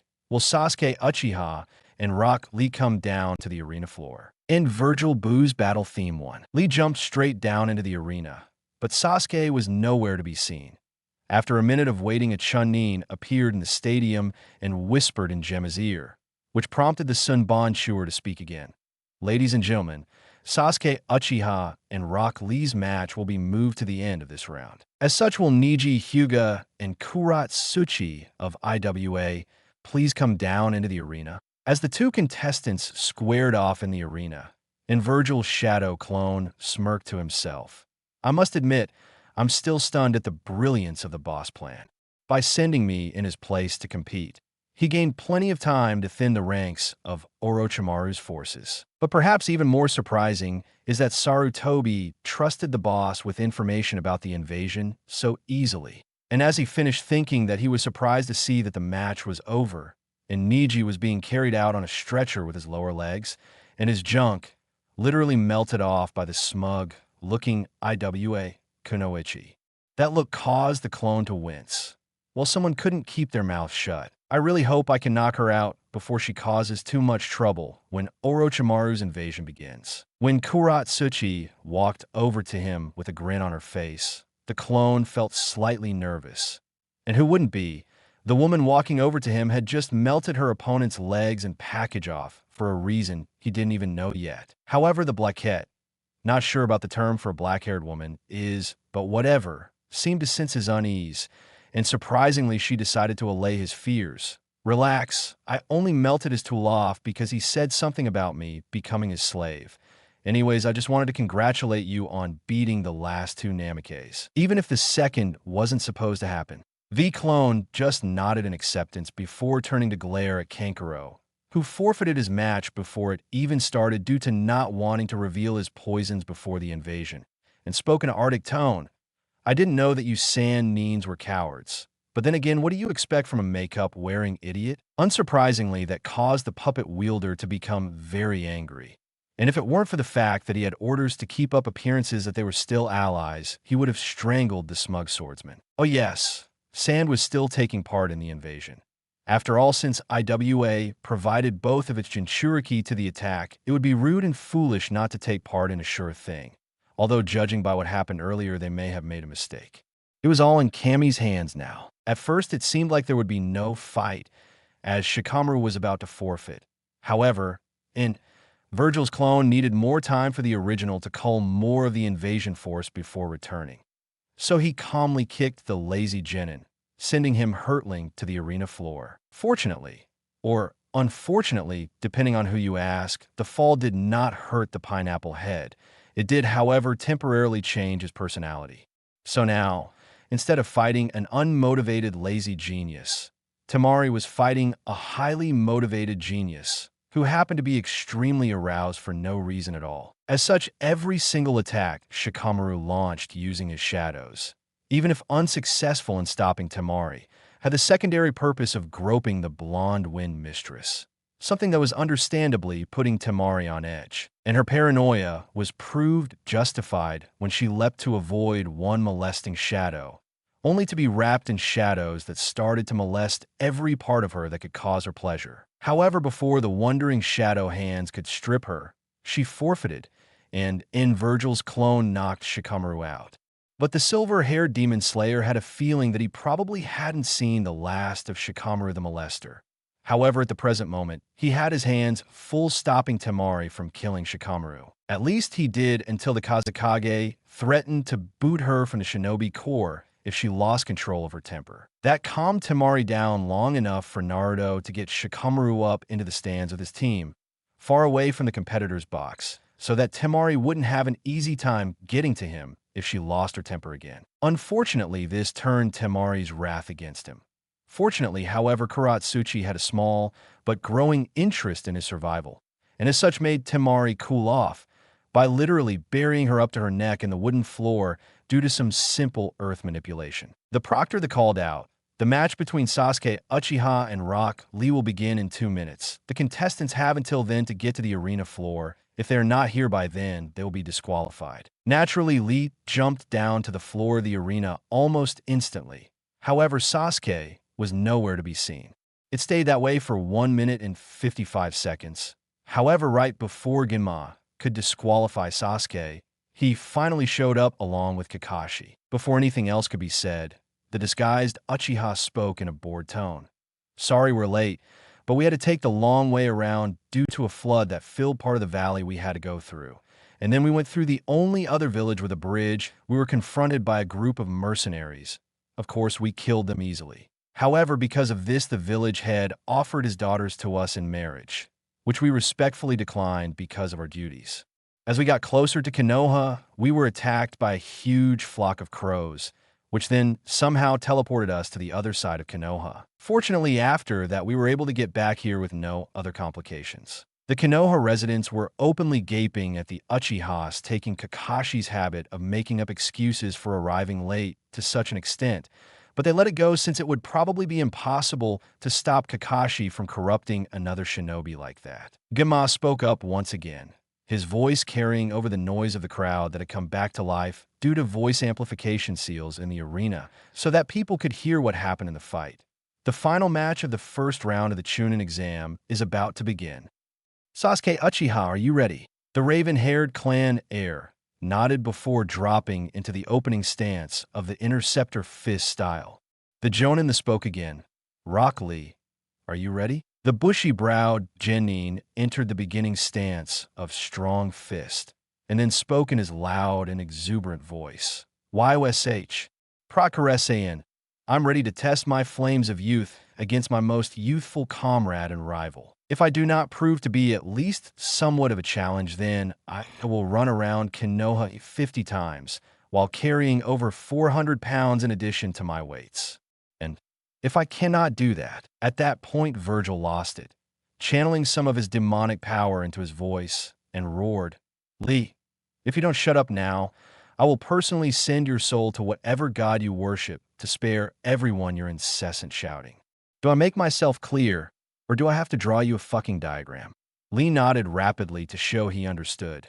Gai-sensei had explained that the god of youth, while merciful, did not tolerate his worshippers pissing off beings more powerful than themselves, and from what power Uzumaki was radiating, he suspected that the sword user was stronger than his beloved Gai-sensei. As such, he merely spoke up in a more subdued tone. "Yes, I am ready, Proctor." However, before Genma could announce the match's commencement, thousands of white feathers filled the air. However, they were quickly scattered, along with the subtle jinjutsu, before they could affect the surroundings too much by a burst of demonic energy from one of Vergil's clone dispelling. That burst staggered the attacking, invading forces in the arena, who didn't expect that brief surge of power, and as such were caught completely off guard, long enough for the Konoha forces, the ones who had been informed of the invasion in the area, to launch a brutal counterattack. For the brief time, they had to inflict casualties on the shocked invaders with virtual impunity. They caused hundreds of casualties, with IWA taking the largest hit because of the old bad blood between the two nations. At the same time, the Genin were rounded up into small teams under the leadership of Chunin to ensure their survival and that they could help out somewhat. Fortunately, however, Kuratsuchi was knocked out by a different clone of Vergil and taken to Temen and Igru, so she would be cut off from rescue, and so the less than noble ANBU who would take great pleasure in defiling her. Likewise, Temari, Kenkaro, and Gaara were all knocked out by Vergil clones and taken to the tower. As that happened, a small explosion filled the Kage booth, filling the air with smoke. However, soon enough, Orochimaru, Onoki, Sarutobi, and the original Vergil passed through the smoke and landed in the vacated arena floor. And as soon as they touched down on the floor of the arena, a giant red barrier rose up and encased the area in a cage-like structure, while above, where the Kage booth once was, there was now a throne made of bones and skulls. Soon enough, an imposing shadowy figure appeared seated on the throne, and the only physical thing that could be seen about it was a demonic samurai helmet, which looked like it was carved from the skull of an ancient demon warrior. And then it spoke, "Ahaha, what sport? Fight on, foolish humans. Fight on for the entertainment of Lord Shao Kahn, master of Mortal Kombat, and entertainer of the gods and demon lords. Yeah, I know it's corny, but it's the only thing I could think of that could be interdimensional entertainment." Vergil merely sighed at Shao Kahn's declaration. Vergil's memories told him that Shao Kahn was nothing more than an extremely eccentric spirit who refused to pass on until he had provided the highest class of entertainment to the galaxy and had the support of the gods. As such, it was in his best interest to put on a show, as much as he hated to admit it. The other people in the arena, who were not as knowledgeable, glared up at the being, who they assumed was a demon, in defiance. That lasted until bolts of crimson lightning began to fall from the ceiling, forcing them to fight for the entertainment of the mad spirit, and the audience he broadcast as entertainment, just so we're all clear, they were going to fight already. However, they don't want to be entertainment for anyone, mainly because it cheapens the fight from one with meaning into nothing more than a more lethal version of UFC. The four ninja then, without any form of communication, picked their foes, the Sandaime facing off against his old nemesis Onoki and Vergil against Orochimaru. While the older matchup bantered back and forth, the two sword users squared off. The pedo was the first to act, something he did by recklessly charging his foe, the Kusanagi, ready to extend and skewer Vergil. However, even if he was unaware of it, the snake-like Sannin had once again underestimated Vergil, believing him to be at most a high-level Jonin skill and power-wise, and would pay for it before the day was over. However, for now, the silver-haired teen was content to simply toy with the man, mostly to satisfy his demonic-side sadistic tendencies than to make Orochimaru feel like he had a shot at winning. As such, the reincarnation of Vergil lazily dodged every strike, or parried them when he felt like it was the better choice, while barely putting any effort into striking the deathly pale man on his counterattacks. And this pattern of events continued for several minutes, amounting to little more than a few shallow cuts on Orochimaru. It was 2 minutes later that Orochimaru threw his head back and screamed, in what Yamato's wielder believed to be frustration. Surprisingly, that one seemingly innocent action heralded a complete change in the character of their struggle. When Orochimaru's head snapped back into place, the slight edge of insanity that was there was replaced with a glacier-cold gaze that held some demonic taint. I define taint in this FIC as dark power that has nothing to do with the original species of a character. Then Orochimaru spoke in a whisper. "I know this is not your best, boy. The spirit of the Yamata, no, Orochi sealed within my blade, can tell that much. So do not insult me with this paltry effort." Here he extended the blade of the Kusanagi to an 8-foot-long blade as he continued speaking. "And come at me with your best." Vergil chuckled darkly. "My best? You think you would have a chance against me at my full strength? Don't make me laugh. During my month of independent training, I fought my way through the Bloody Palace, a training location developed by the Dark Knight Sparta to train his descendants in their demonic powers, and fought the final test of that place, my previous incarnation's father, the very same being who developed it." Here he trailed off, as if caught in a flashback. However, Orochimaru didn't attack, being curious as to the result of that fight. Thanks to the spirit of the Yamata no Orochi, he knows that Naruto is telling the truth. It was a short fight. Not even lasting 10 minutes, the old man put up one hell, pun completely intended, of a struggle. But in the end, I defeated him at his full power. So tell me, vile little serpent, do you think you can fight me on even terms? Orochimaru was downright freaked the fuck out at that little statement.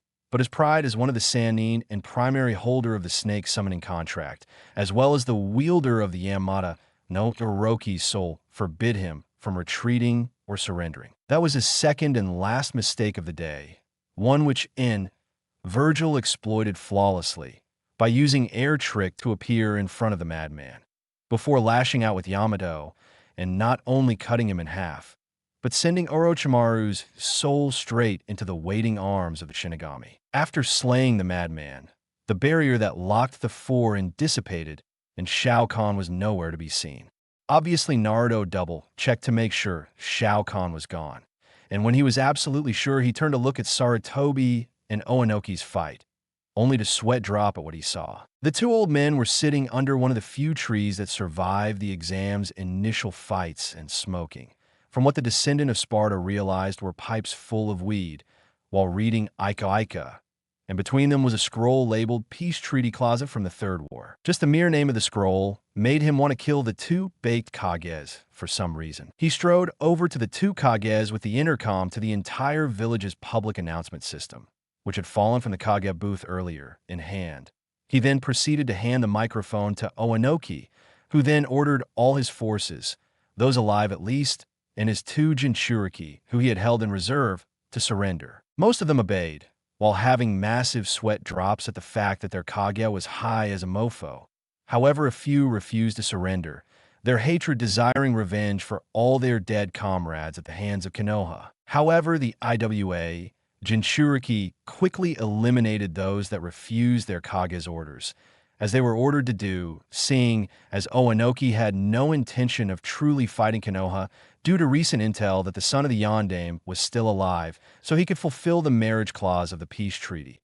I have no explanation for this part other than a convenient plot device to get Kuratsuchi and Vergil together. Now all the two old Kages had to worry about was breaking the news to the two involved in that clause without dying, a prospect that seemed very possible even to the two baked men because of the teens' effortless defeat of Orochimaru. Konoha had emerged relatively unscathed from the surprise attack by Suna, Sound, and IW. In fact, if anything, they emerged even stronger as they once again proved their dominance as the strongest village. This time with the help of a new legend, Vergil Sparta, the Demon Slayer. Speaking of our hero, we currently find him and Kuratsuchi being restrained by hundreds of wooden vines, created by Tenzo, from killing Oanoki and Sarutobi. The reason for this was obviously that they had discovered what was in the scroll that had been between the two Kage. The two Kages, leaders of their villages and powerful men in their own right, cowered before the killing intent of the two shinobi before them. Also, the fact that the two in question were cursing enough that the roots were starting to wither enough for them to break loose had something to do with them cowering. However, just before the vines disintegrates, Jiraiya of the Sannin arrived, and promptly found himself on the receiving ends of the two formerly restrained shinobi due to his arrival, causing him to accidentally grope Kuratsuchi's right breast. While the surrounding shinobi twitched and winced with phantom sympathy pains at every hit landed upon the legendary pervert. The sounds of crunching bones and sickening wet snaps passed beyond the Hokage's tower, and finally stopped with a loud and very girlish scream that caused every man to bow their heads in sympathy. Casino, somewhere in Fire Country. In the meantime, at a casino in somewhere in Fire Country, a busted blonde woman grinned while looking up at the sky before laughing manically, which caused her traveling companion to sweat drop as the other patrons of the casino tried to leave, fearing for their lives. Back at the Hokage's tower, the Kages and Tenzo, who had hidden themselves behind a wooden wall, poked their heads around the corner to check if the carnage was over. What they saw horrified them.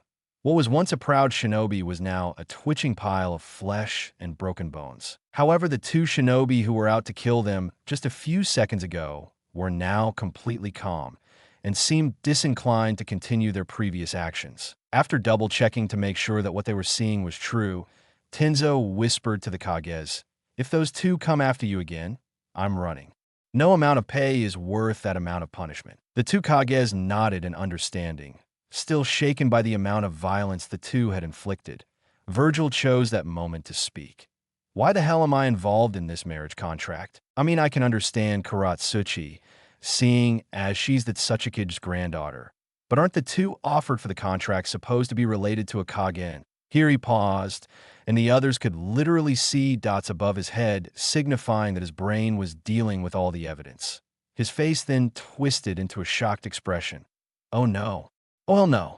You mean to tell me that I'm related in some way to the fourth, and by extension those idiot from Yuzu? At the hesitant nods of the two Kages and Vergils, I started twitching violently. I'm going to go take an enthusiastic walk in the woods. I have no idea when I'll be back. But if you send someone after me, I will kill them, beat the next group to death with their own arms, and then mail the heads back to you. And with that, he walked out, but not before kicking the down Sannin one more time in the nuts. Soon after that, Kuratsuchi followed his leave and left, after spitting a tiny blob of lava on the Sannin's family jewels. After the two violent shinobi left, Jiraiya jumped to his feet as if nothing had happened and laughed. Well, Sarutobi-sensei, they seem to have taken that well. Owanoki just looked at Jiraiya in shock. How the hell do you not require hospitalization after that? You shouldn't even be able to speak with all they put you through. Jiraiya chuckled. That was the worst beating I've received since Tsunade left, and I lost the ability to peek on her. But compared to her monstrous strength and sadistic methods of punishment, that beating was not even really all that painful in comparison. Tenzo had a look of admiration on his face before it morphed to a confused one. But if that's the case, why didn't you get up afterwards? Jiraiya sighed wistfully, as if lost in some good memories. If there's one thing I learned from Tsunade's beatings, it's this. People usually leave you alone quicker if they think they've inflicted enough damage on you to put you out like a light. If you try and get up after the beating, when they still have some anger towards you, they will begin to beat you again, but with twice the effort. He then chuckled. Plus, that was a good way to gauge their strength. For the upcoming mission you requested, I bring them on. Sarutobi raised a single eyebrow as a cue for the self-proclaimed super pervert to elaborate, which he happily did. From what I could gather from that beating, those two are real powerhouses, though you probably already knew that. Naruto's physical strength is roughly a fourth of Tsunade's right now, though with time that could become even less of a gap. His chakra levels are beyond Kaga level, and he is suppressing them heavily. He also has excellent control over it, to the point that if given enough time, there will be no ninja art outside his arsenal if he so desires. And lastly, he has the required mindset, if the blows he landed were any clue to his mindset, to deal with any threat quickly and efficiently. As such, I would label him an S-rank ninja right now and be done with it. The Toad Summoner took a deep breath before continuing. Kuratsuchi, on the other hand, is not nearly as dangerous. While she may be an excellent shinobi on the average, which she definitely is, compared to Naruto, she is an A rank at most. The three other shinobi nodded their heads at the white-haired man's assessment before Sarutobi spoke. So, what are you going to tell them of their new mission? Jiraiya shuddered slightly as he responded. If that kid has as violent a temper as Kushina did, he will kill me if I go anywhere near him while he's on his walk, so I'll wait till he gets back. A bandit camp in the forest outside of Konoha. Dado Tsukumi and Gato Zeon, two easily forgettable men, save for the fact that they were sentries for the Black Suns bandit gang, were sitting around and talking while waiting for their shift to change. You know, Dado, today has been a great day. The last convoy we raided had some really beautiful girls in it.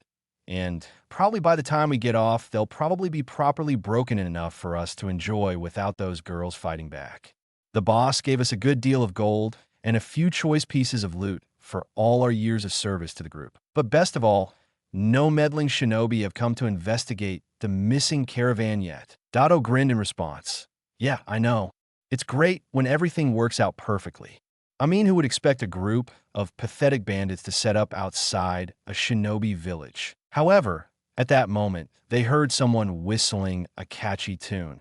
And when they found who was whistling, they were surprised to see a silver-haired young man who had the air of a noble about him, walking down the path without a care in the world. The two bandits were stunned, but since they were in a good mood, Gato called out to the seemingly oblivious boy. Hey kid, you're about to enter Black Sun's territory. However, since we're in a good mood, if you turn around now, we'll leave you be. Though you'll have to hand us a few coins so we won't get in trouble for doing that. How does that sound for a deal? The silver-haired youth just chuckled. That would be a good deal if I wasn't in the mood to kill something. You see, I just found out I have the misfortune of being involved in a marriage contract. As such, I am in an extremely bad mood. But tell you what, you get out of the way and let me slaughter your fellow bandits, and I won't kill you. How's that for a deal? The two bandits just laughed him off. It was their last mistake. Faster than the eye could see, Vergil cut them both in half and continued walking. The two soon-to-be dead bandits moved to stop him. However, as soon as they moved a single foot, their torso separated from their legs, and they soon died in shock. The wielder of Yamato soon arrived in the middle of the camp and spoke in a loud voice to be heard over the sounds of the rape and torture happening in the camp. Hello, everyone. My name is Vergil Sparta. I was just on an enthusiastic walk through the woods, and these two schmucks decided to stop me from continuing on my way. And after everything that happened today, I think I was in the right to kill them. But I'll give you all one chance to surrender. If you refuse, though, not one of you Black Suns will leave here alive. The bandits, of course, refused to surrender and were promptly slaughtered. When the AMBU arrived a half an hour later, led by Jiraiya, when they received the news of what happened to the last caravan, they were shocked at the slaughter that had been wreaked on the camp. The fact that only Naruto was moving and unharmed, besides the former captives who were getting clothing from the camp storehouse and kicking the dead bandits, was further proof to Jiraiya that his assessment was correct. He then spoke. What happened here, Naruto? And Vergil chuckled before he spoke. I was just minding my own business, walking through the woods, when these two idiots decided to stop me, to try to make me pay them to have them leave me alone.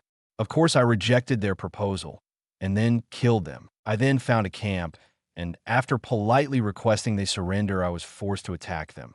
And I killed all but one of them. One of the rookie ANBU looked a little shaken and asked the question on everyone's mind, what happened to the last one? Naruto chuckled as he pointed over to the crossbowman with a bolt through his neck. What's that like a bitch? Jiraiya's sweat dropped at that. Yes, well, I have a new mission for you and Kuratsuchi. I already informed her of it, but you're to accompany me to find Tsunade Senju and convince her to become the 5th Hokage. The small group of Nin were making decent progress, considering the fact that they had to stop at every town to check for news of Tsunade's whereabouts, and for Jiraiya to do his research.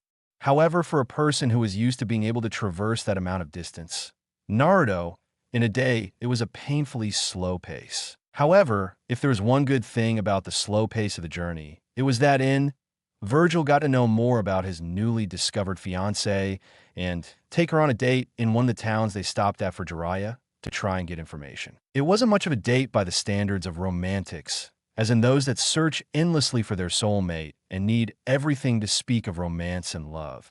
But to the shinobi, it was nice. All they really did was go to the nicest restaurant in town, one coincidentally that served some of the dishes like pizza and barbecue that predated chakra. It was an enjoyable break for them, and they would have been content had it ended with the dinner.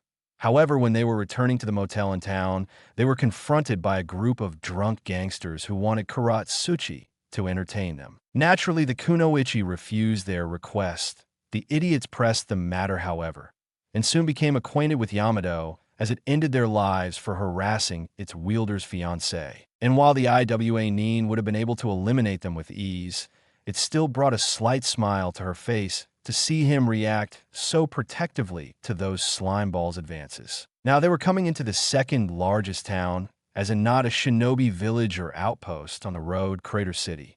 The city was well for its gambling. However, not many people stopped here to gamble, as only a day's travel away, for a civilian, was the most famous gambling center in the elemental nations, Bakudo Tengaku, or Gambler Paradise. However, they were stopping there, as Tsunade was such an addict to gambling, she'd probably have stopped there, if only for a day, as a temporary fix until she could get to Gambler Paradise. Of course, the plan to search the area for clues hit a snag almost immediately, in the form of a beautiful woman how caught Jiraiya's eye. The old perv gave the other two Nins with him some money and advice to not do anything he wouldn't, and went with the woman. As soon as Jiraiya was out of earshot, Vergil snickered before speaking in a deadpan. Well, that doesn't forbid anything. Now, does it? Kuratsuchi turned a nice crimson as she responded, no, it really doesn't. The silver head lightly chuckled at her embarrassment. So besides getting the hotel rooms for the night, Anything else you want to do? Considering the possible double meaning that statement could have, Kuratsuchi can probably be forgiven for gaining a nosebleed and passing out. But her future husband promised himself he would get his fill of teasing her using this new ammunition. However, that would have to come later. For now, he slung her unconscious form over his shoulder and set off toward the most luxurious hotel in the city. After all, he wasn't paying. Jiraiya should take care to ensure he doesn't accidentally give his credit card to someone who knows how to use one, like he did when he handed his companions the money. So he could afford to be extravagant. After getting 2 rooms and some dirty looks from the receptionist for suspected perversion, he set Kuratsuchi down on one of the beds in their room. What? You thought he'd put her in a room by herself where an assassin or so crazy rapist could get to her? However unlikely it may be, or Kami forbid, in the same room as Jiraiya. That's just asking for her to be molested by the self-proclaimed super pervert. At any rate, he sat on the other bed in the room and unsealed an old book he found after defeating the image of Sparta. It was Sparta's memoirs. He had gotten to the part of the manuscript where Sparta rebelled against Mundus and waged war against all of hell. Surprisingly, he was only able to get halfway through that part of the Dark Knight's life before he was interrupted. Not by his friend waking up, but by a knocking at the door. Believing it to be the old pervert wanting to get his room key, he sealed away Sparta's memoirs for a later date before going to answer the door. But to the Okatana wielder's great surprise, it wasn't the Sannin, it was 2 S-rank missing nin, Kisame Higoshi and Itachi Uchiha, clad in black robes with red clouds embroidered into them.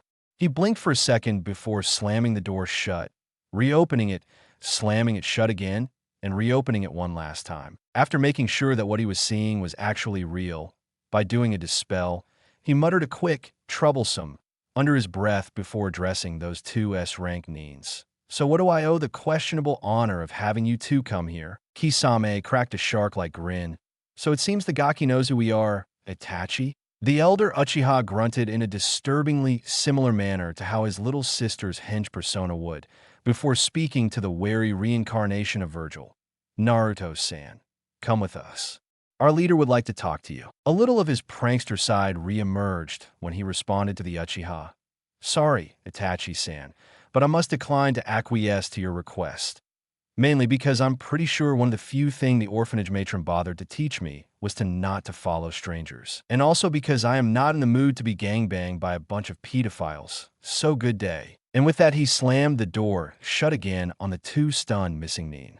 Kisame then turned his head to his compatriot and spoke in a shocked tone. Did he seriously just say that? Itachi's eyes narrowed dangerously. Kisame, break the door down.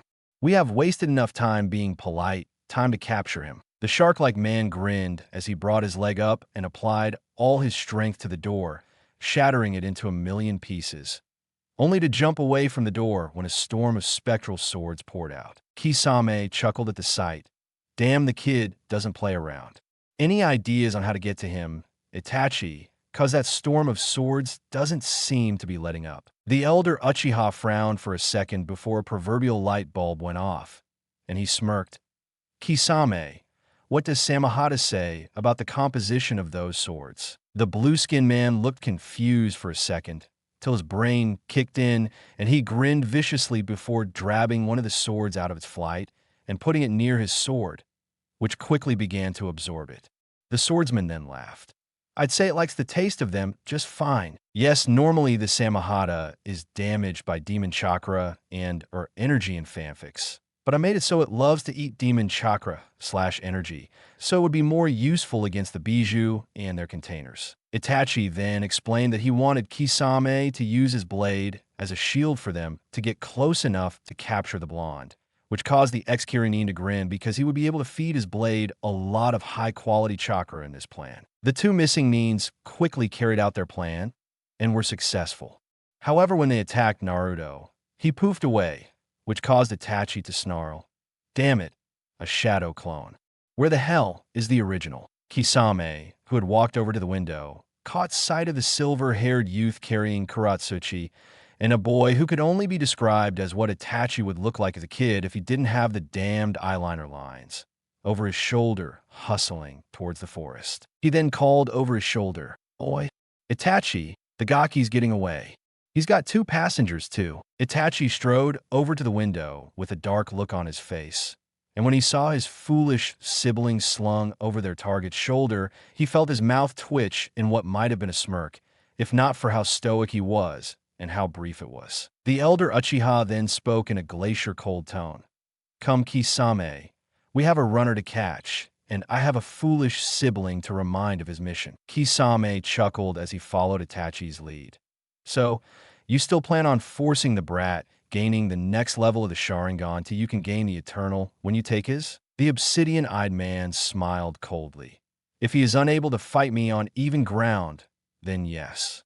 If he can, then I will spare him for a time. It matters not when I get those eyes, as long as I get them." Meanwhile, Vergil, who had only ran due to the fact he knew that those missing Nin wouldn't hesitate to take advantage of the fact that Kuratsuchi was there to make him surrender or badly injure him, created 2 clones to carry the 2 kunoichis far from the fighting, before setting out to find the perfect spot to engage the 2 legendary Nins in battle. He soon found a location he was looking for, a large clearing that looked eerily similar to Training Ground 7.